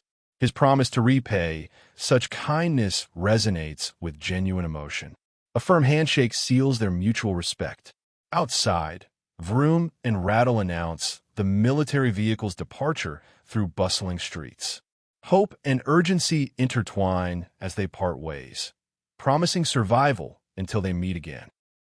The dark-haired man contemplates the mysterious wall Hyun-woo described, chin resting thoughtfully on his hand. His companion with sunglasses gestures animatedly. It must be someone's ability. The muscular figure's bloodied appearance adds weight to his disbelief. If they can't reason with whoever created this barrier, they'll have to find another way over it. Horror fills the description as skeleton monsters take center stage, undead creatures that refuse to stay dead. The athletic man's blood-stained shirt emphasizes the reality of his encounters. These aren't ordinary monsters. They resurrect after death, walking corpses of former beasts. Stone walls offer no protection against such relentless enemies. Sister number 2 weighs heavily on his mind. The futuristic interface announces Jeong Kim's page as Jeong-gyeom touches his face in contemplation. Her brown hair tied back, she activates the glowing portal with practiced ease. Annoyance flickers across her features at his attitude. Then the pivotal news arrives. The soldier they rescued has finally awakened. Concern replaces contemplation on Jeong-gyeom's face. Lieutenant Colonel Jeong-gyeom Key's gratitude fills his introduction as he acknowledges his life being saved. The modern warehouse setting contrasts sharply with his confusion about their location. He can see the DDC building outside, but the absence of large structures nearby puzzles him. The bright lighting emphasizes the surreal nature of their dimensional sanctuary. The parallel dimension concept strains the military man's understanding as he processes impossible information. In Gangnam, but moving toward Hanam Bridge, while inside a warehouse that exists between realities. His camouflage uniform seems inadequate for such metaphysical challenges. The woman in the lab coat watches his growing confusion as reality bends around them. The athletic man emphasizes their peaceful intentions while the military figure in sunglasses listens intently. Meeting the Joint Chiefs becomes their urgent goal. But then comes the comedic relief, a request for banana milk and bread. The cheerful robot's appearance with its cargo draws attention to life's simple necessities amid grave discussions about undead threats. Jeong-gyeom's anxiety shows as the military officer holds out toast, promising release after he eats and explains. His reluctance to speak about classified matters wars with the officer's insistence. The warm, inviting food contrasts sharply with the cold reality they face. Sparkle emphasizes the moment before Chomp signals his compliance. One day begins his tale of worldwide catastrophe. Lieutenant Colonel Key's warning expands beyond monsters to encompass all of nature turned hostile. Insects, animals, plants, terrain itself. Everything has become a threat. The government's response includes gathering awakened fighters into specialized units. His expression grows grave as he mentions the arrival of something far worse, the beast that changes everything.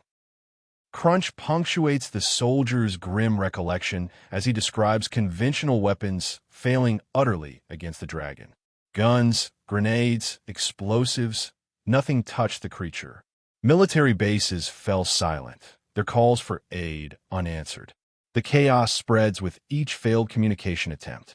Gwacheon and Anyang bases lie ruptured, while the DCC remains ominously quiet. Terror fills the muscular man's declaration. Annihilation by dragon awaits them all. The command rings out to reach the DCC no matter how long it takes. Running becomes their only strategy as monsters pursue relentlessly, killing brothers in arms. Recruitment of fighters along the way proves necessary for survival. After days of desperate flight, they finally reach the deserted DCC. The discovered document changes everything. Details of a coup hidden within the abandoned building. Gasps echo as the revelation hits home. The first signal group prevents soldier extraction, working stealthily to undermine military response. The military figure's serious expression reflects the gravity of internal betrayal amid external catastrophe. Political conspiracy compounds natural disaster. Lieutenant Colonel Key suggests accelerating their timeline as urgency mounts. The question of his abilities hangs heavy. How did they outrun such persistent monsters? The conference room's food-laden table contrasts with approaching danger.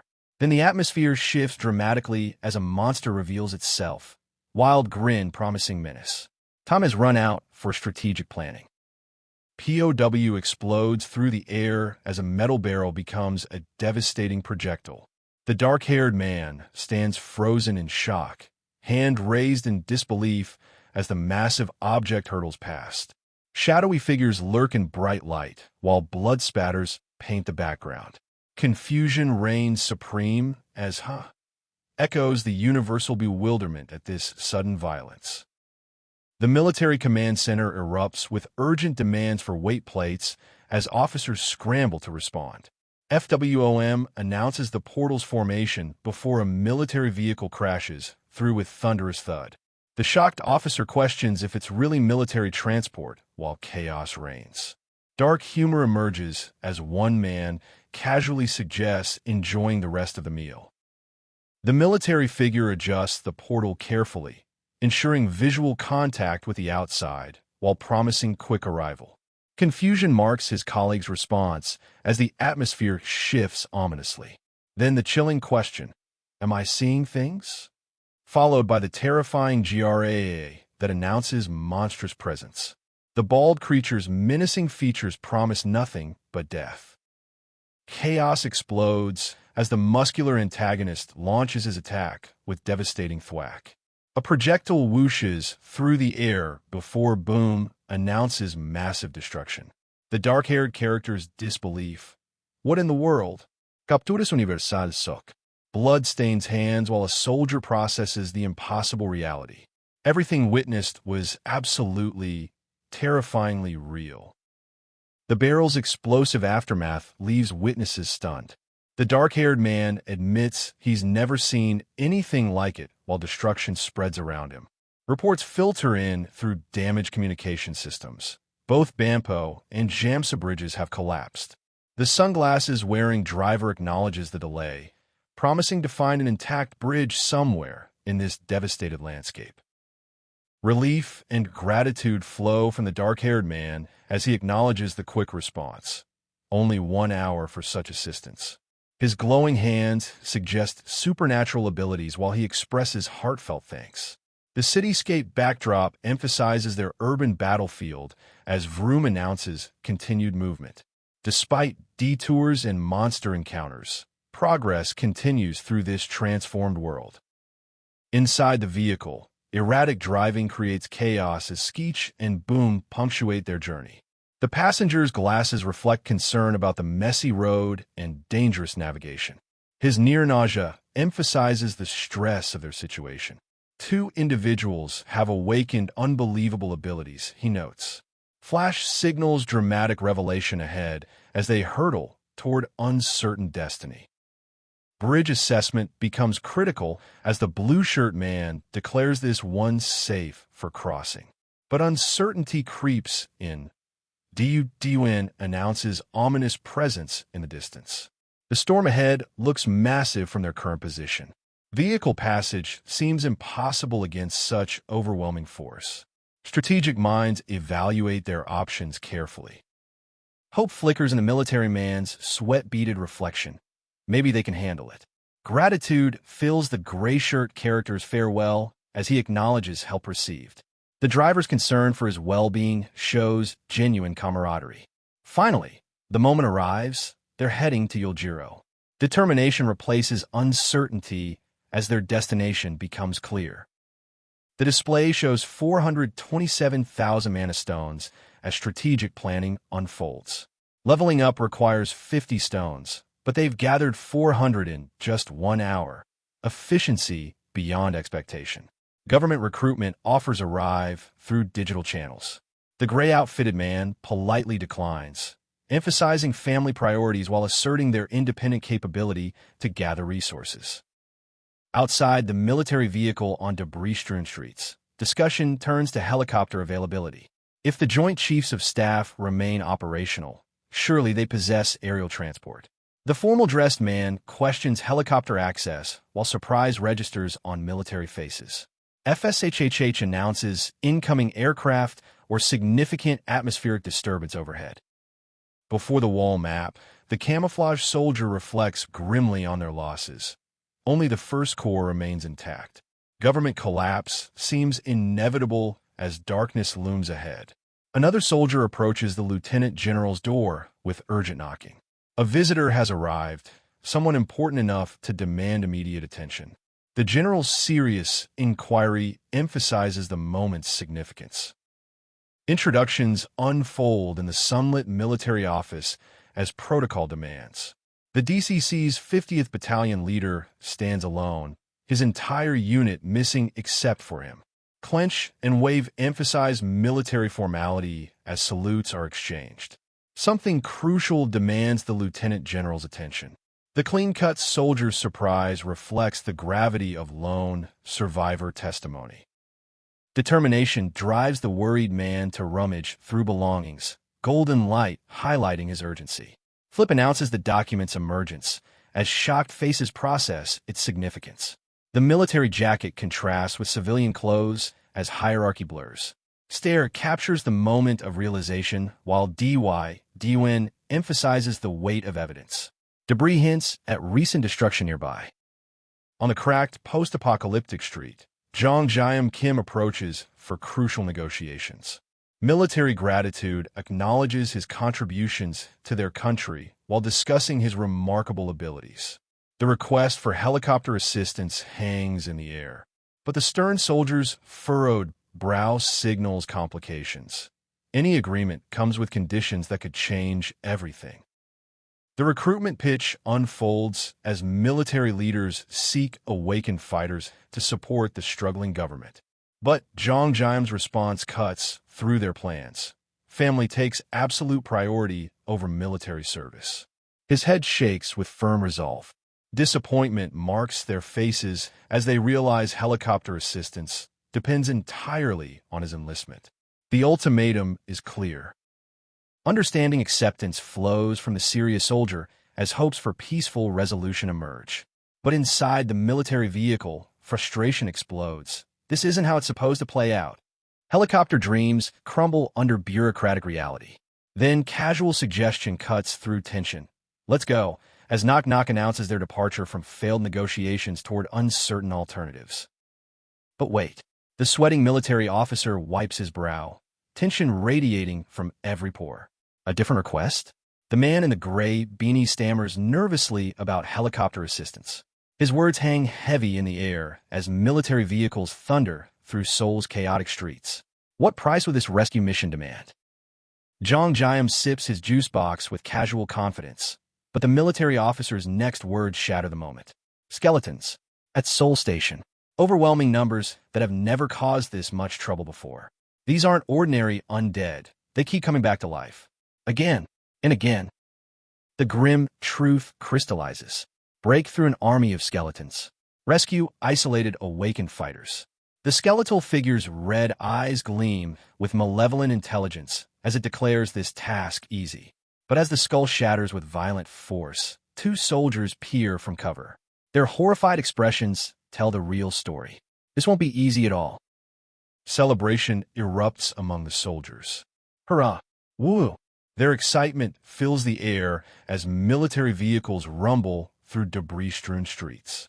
But beneath their joy lies desperate hope. Someone finally capable of facing the skeletal nightmare. Someone who might actually survive what's waiting at Seoul Station. The truck rumbles through desolate streets as harsh reality sets in.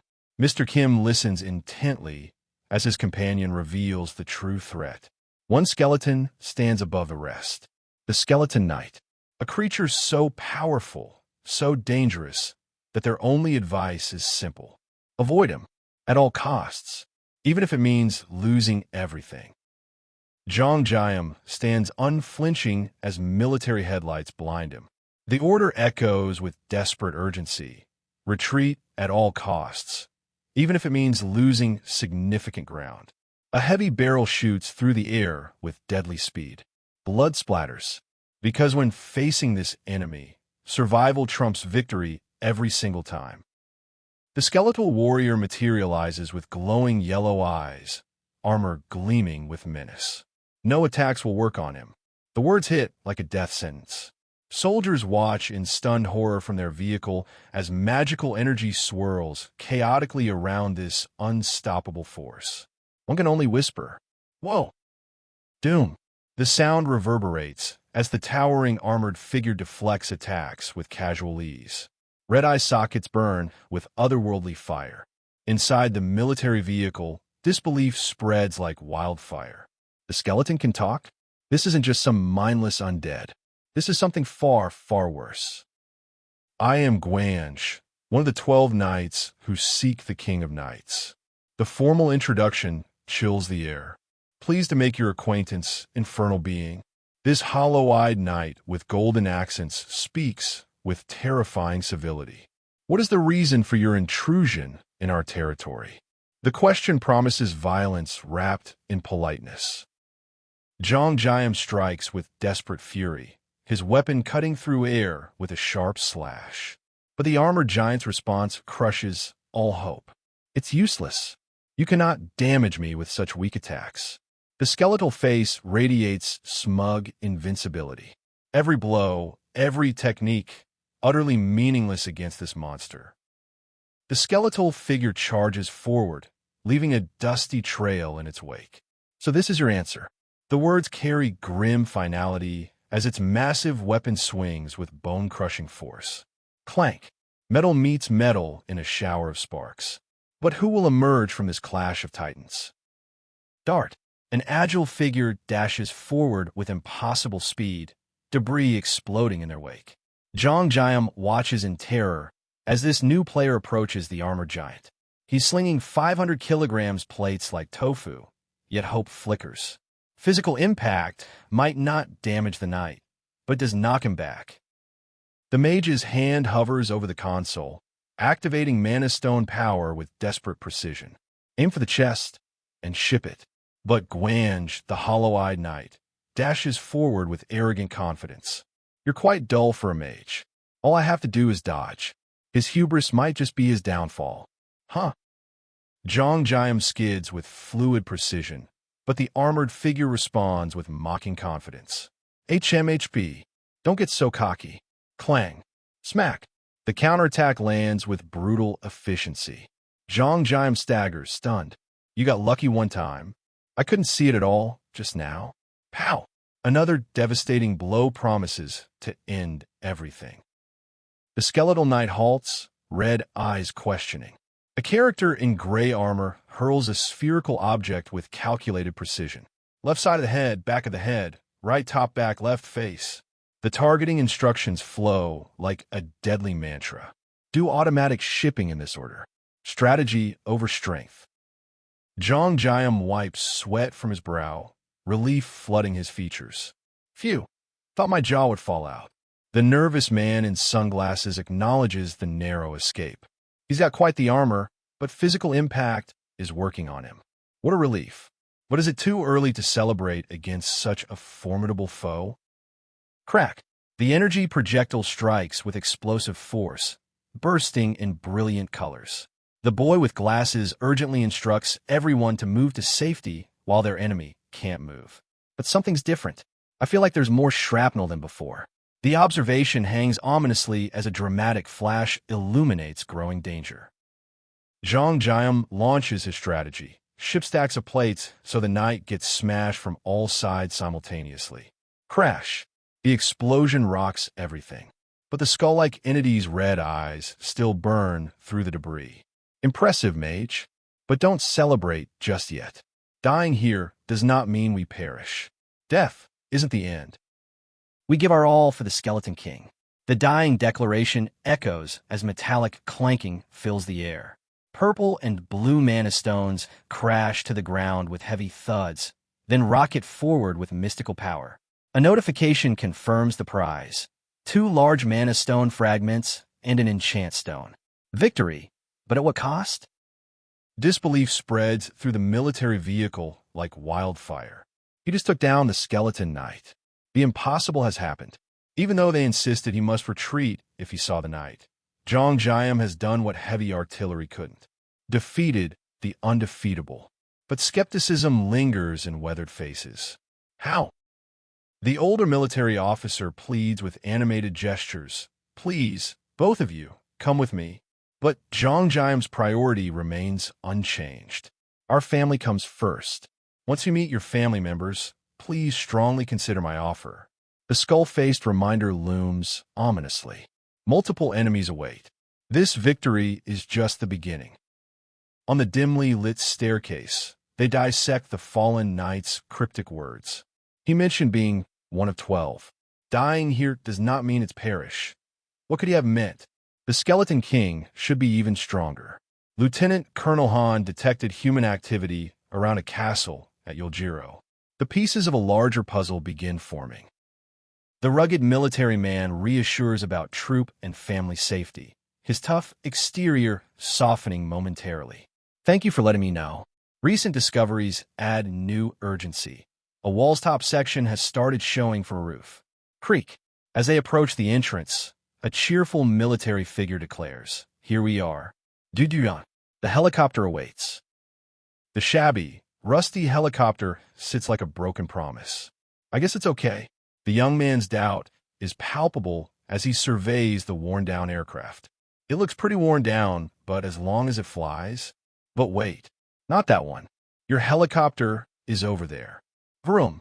The real machine spins to life under the dusky sky.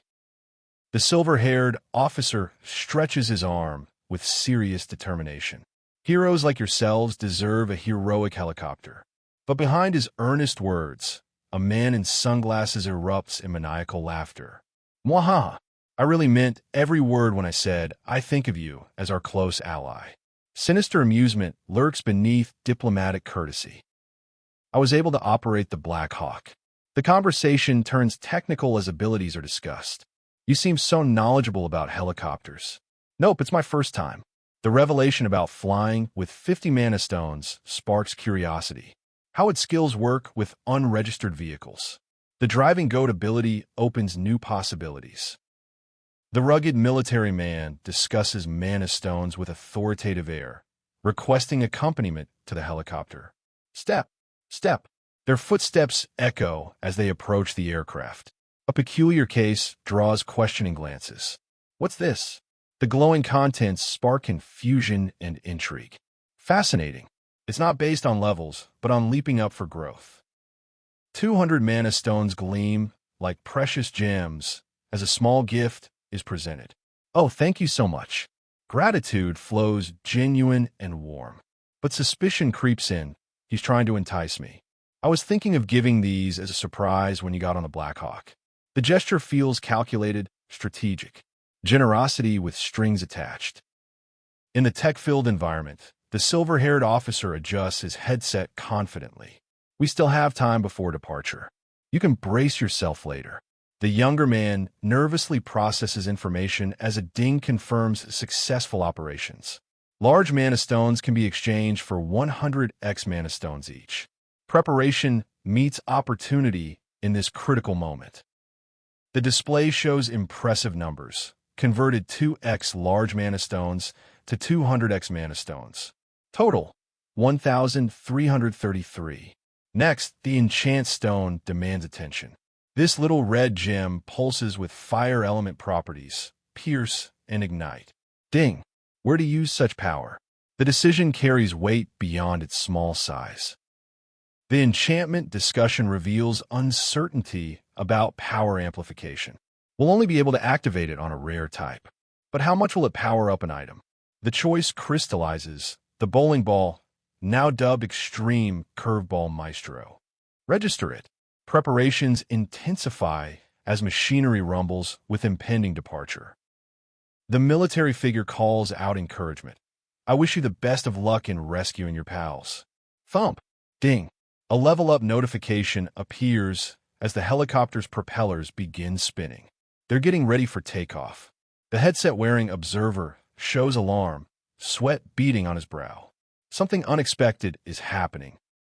The silver-haired officer hopes Jeong-gyeom will seriously consider joining military forces upon return. His salute reflects genuine respect as he contemplates his approach. I've appealed with the Black Hawk and Mana Stones, but I'll talk to him again.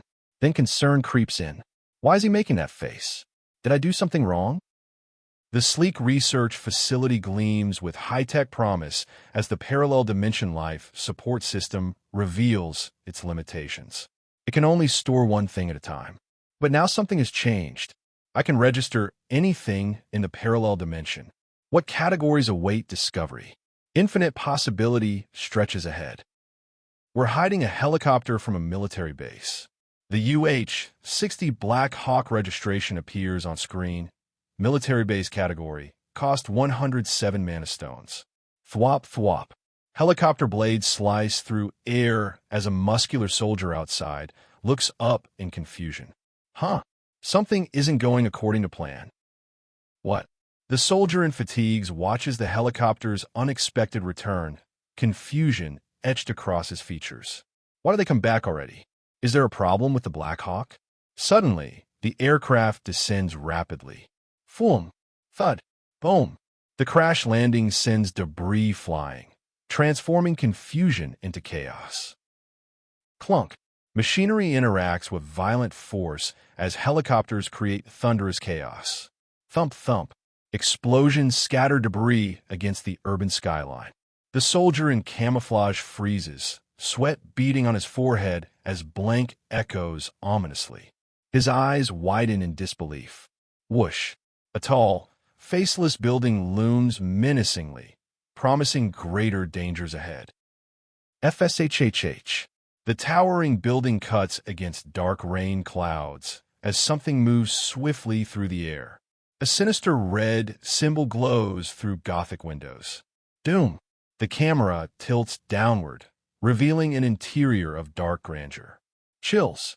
An armored figure contemplates with eerie calm. Flash! A skull-masked entity grins unsettlingly. No matter how much I think about it, it doesn't make sense. Rage burns in the skeletal king's crown-adorned skull. He dares to invade my claimed territory and kill Gwaine. Red lighting bathes the ominous chamber as royal fury explodes. According to Gwaine's message, the mage is a big threat. He tried talking, but the mage simply attacked. Please give me the order. Eliminate that mage immediately. In the eerie chamber, the skeletal master exudes royal authority. It is nearing completion. A shadowy figure reports dutifully while mentioning human intruders in the castle. It's probably the annoying little toy again. Just leave it be. The dismissive confidence chills the air. The roof will close soon anyway. A monstrous creature screams, escalating tension. Pow! Explosive energy erupts as the helicopter hovers above Seoul's sprawling cityscape. Thwop thwop. Inside, Jeong-gyeom questions his enchantment strategy. I think the destructive force is greater than the plate pillars now. Should have used the enchant stone differently? The pilot struggles to find safe landing while skeleton knights battle below. Crackle. The skull-masked figure unleashes electric fury, blue lightning trailing as they dart through dark urban air. Shing. The metallic sphere charges forward, illuminated by crackling energy. A headset-wearing observer watches in surprise and confusion. Kapow! The impact reverberates through the night. Two powerful forces clash with devastating intensity. Explosive light engulfs the scene as a silhouette dashes from massive destruction. They're both incredibly powerful. The dark-haired observers discuss the intense battle unfolding below. If we go down now, we might get caught in the middle. One looks like a real monster, doesn't she? Clench. A fist tightens with rising determination. The muscular woman stands confidently in the urban alley, black sports bra gleaming as she taunts her skeletal opponent. So why isn't the skelly dying already?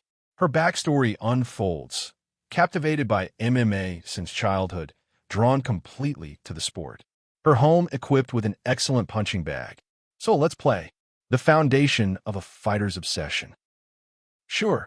The boy agrees casually, while another remarks skeptically about opponents not going down as easily as on TV. Sol Kim lies on the ground after her first victory, visibly unsatisfied despite winning. She craves tougher challenges. Thwack, plop. The playground battlefield reveals her dominance over older boys. Her hunger for competition knows no bounds.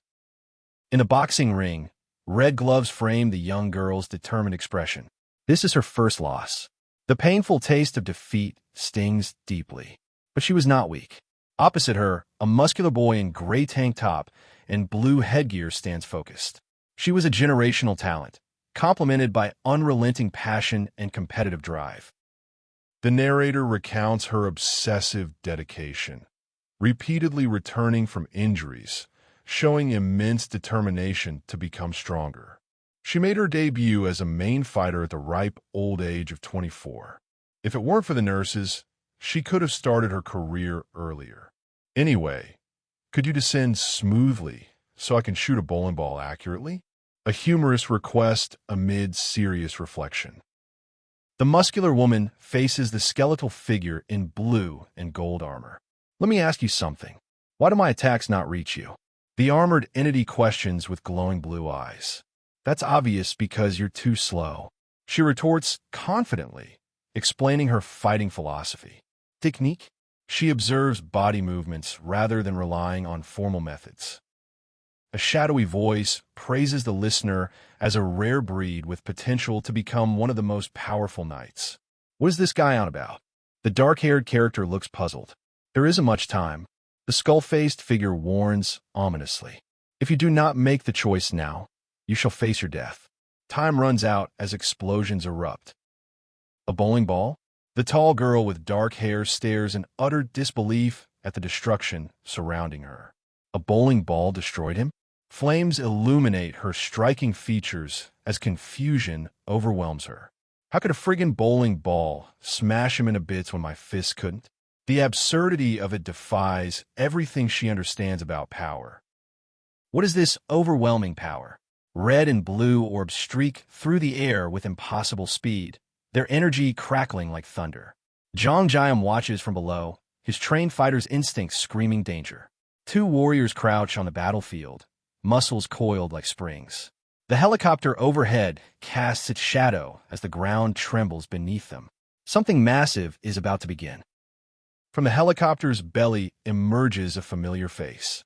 The man in the crisp blue shirt grins with casual confidence. Yo, long time no see. But his companion's reaction is pure shock. Number 3, the reunion sparks recognition between these numbered survivors. I knew you'd be alive and literally kicking. Number 2, the tension dissolves momentarily as the scene shifts to a spread of comfort food. Even in the apocalypse, some bonds endure. Around a table laden with food, the survivors share a rare moment of peace. The braided fighter devours his meal with enthusiasm, dismissing talk of barriers and abilities. My physical attributes were already great, he boasts between bites. His companion in gray and blue contemplates the transparent barrier power they've witnessed.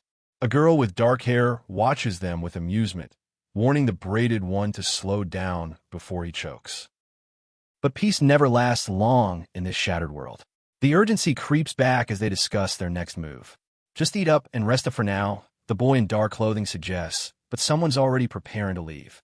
The roof is closing soon. They've heard whispers of a stone wall growing taller, but none imagined it would form a complete dome above them. Time is running out.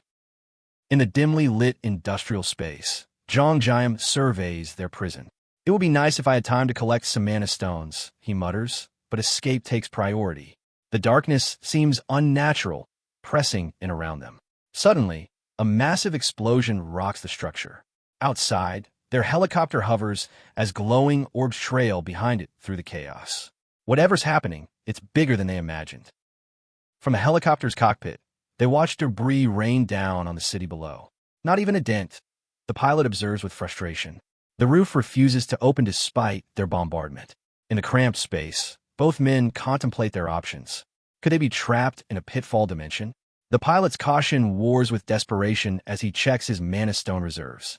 15 million stones per helicopter deployment. The cost of survival keeps climbing. The braided survivor speaks through his headset, voice tight with concern. I can't believe that costs 15 million stones to ship a helicopter each time. His companion listens intently as they discuss the parallel dimensions limits. Could an entire castle fit? What if the whole district of Yeoljiro gets stored? The implications are staggering. In this dark control room, surrounded by glowing screens, they're calculating risks that could reshape reality itself. Terror creeps into their voices. We're gonna die.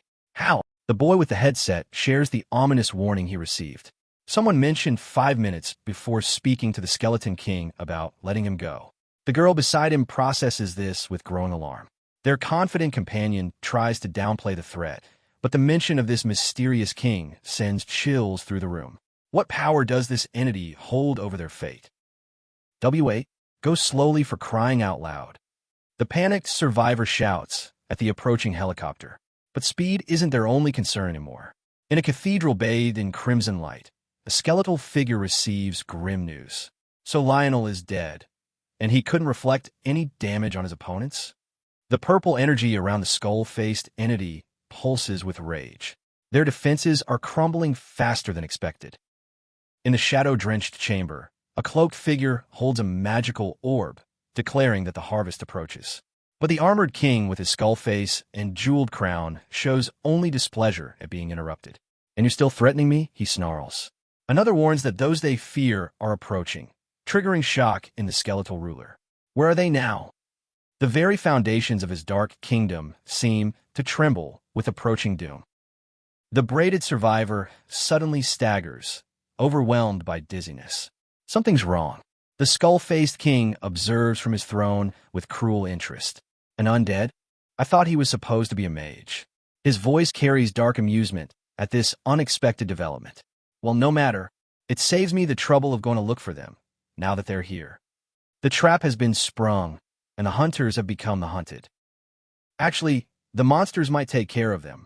A voice declares ominously. Sudden movement erupts as doors creak open in the darkness. The boy in the dark shirt stumbles out, retching violently as whatever he experienced overwhelms his system. He hits the ground hard while his companion watches in concern. The corruption is spreading faster than anyone imagined. What horrors await them in this nightmarish realm? Never riding a helicopter again. The motion sickness has left him pale and shaking, but his companion has no time for sympathy. Duck, she screams suddenly. Confusion flashes across his face just as a monstrous figure lunges from behind. The creature's red skin gleams as it screeches with hunger. In one fluid motion, the woman strikes with devastating precision, her fist connecting with explosive force.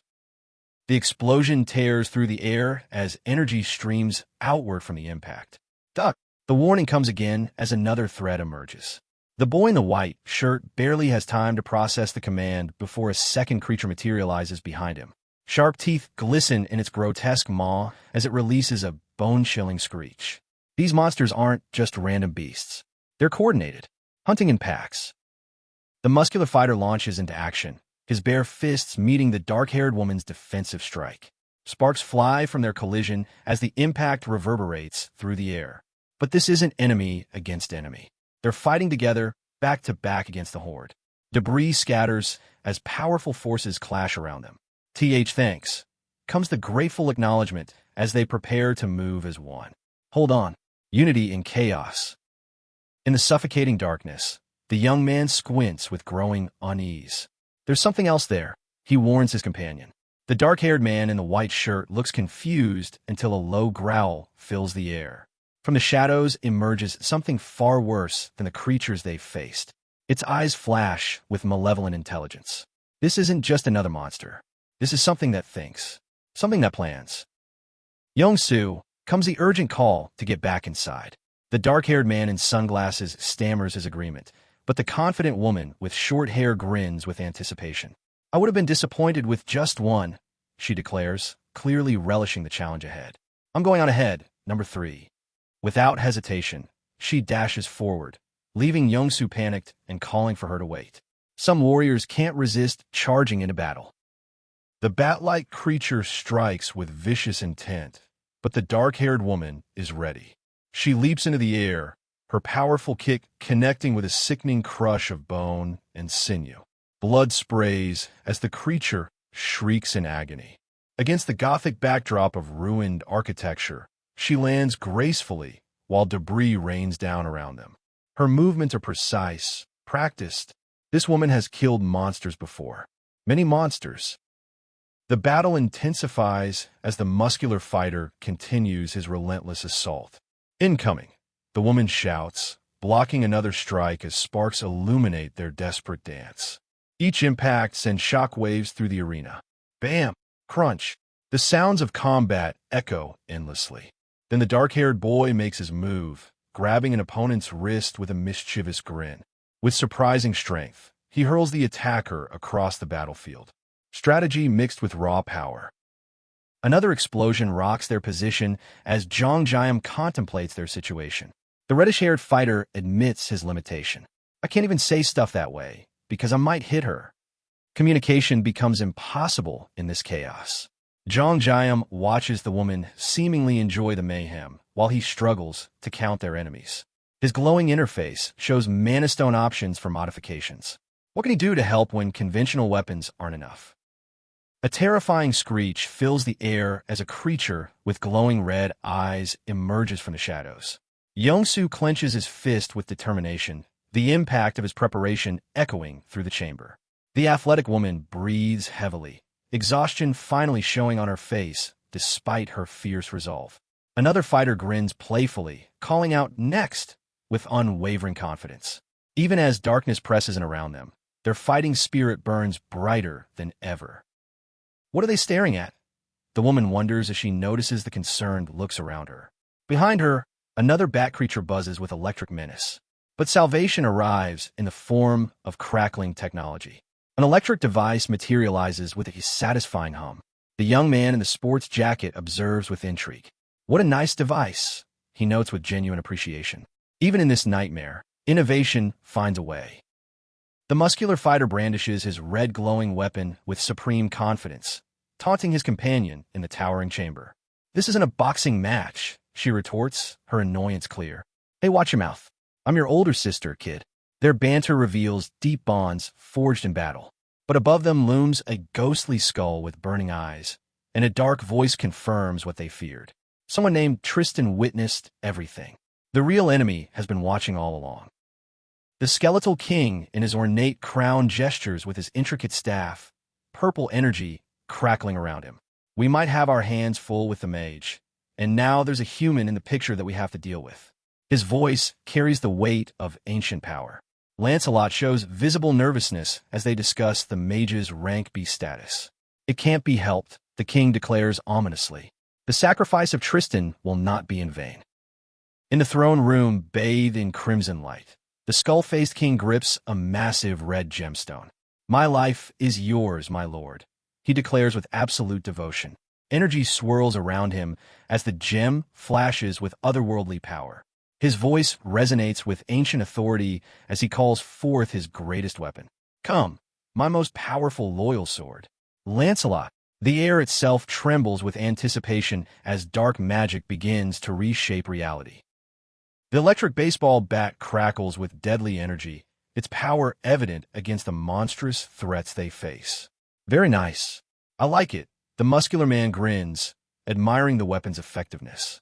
The dark-haired woman takes command with practiced authority. Dispel the leapdorns, she orders, moving with purpose toward their next objective. Her companion nods firmly. Understood. In this warehouse of technological wonders, they're preparing for something bigger than simple survival. In the dimly lit chamber, the girl scratches at a wound on her arm. This has got to be a camel, right? Her companion asks with humor. It's not that great, though, she responds, clearly annoyed. The boy examines her glowing blue orb weapon with interest. This electric bat's cool. It looks like it does a decent job at whomping monsters' butts. Even semi-rare weapons are precious now. Every advantage counts when death lurks around every corner. The skeletal figure raises his hand, purple light dancing between his fingers as two survivors share their fears. Do you feel any urges to bite my neck? The man asks nervously. The woman assures him she hasn't lost her humanity yet, but worry creeps in her voice. I don't want to become a monster. Their conversation is interrupted by the looming presence that demands to know why they dare intrude in his territory. Skeleton King, they breathe as they face the entity on his crimson throne. How convenient. We didn't have to look for him very long. But their confidence wavers as the king's frustration becomes apparent. Behind him materializes Lancelot, a muscular figure in elaborate armor, wielding a weapon that pulses with deadly light. The king's voice drips with menace as he declares the young man will die here in vain. No beating around the bush, huh? The muscular fighter prepares his energy-charged baseball bat with grim determination. Great. Now I get to test out this buzzing bat right away. He warns the silver-haired warrior not to interfere this time. Their weapons clash with tremendous force, creating sparks and grinding metal. Dust fills the air as the two warriors test their strength against each other. The real battle has finally begun. The boy with slicked-back hair stares in disbelief as his barrier shatters. What? How can a sword break so easily? But the girl in combat attire knows better. No, she breathes, understanding the true horror they face. This isn't about weapon quality. Their opponent possesses strength beyond anything they've encountered. As explosions rock the chamber and energy slashes through the air, one terrifying truth becomes clear. They're facing something that could end them all.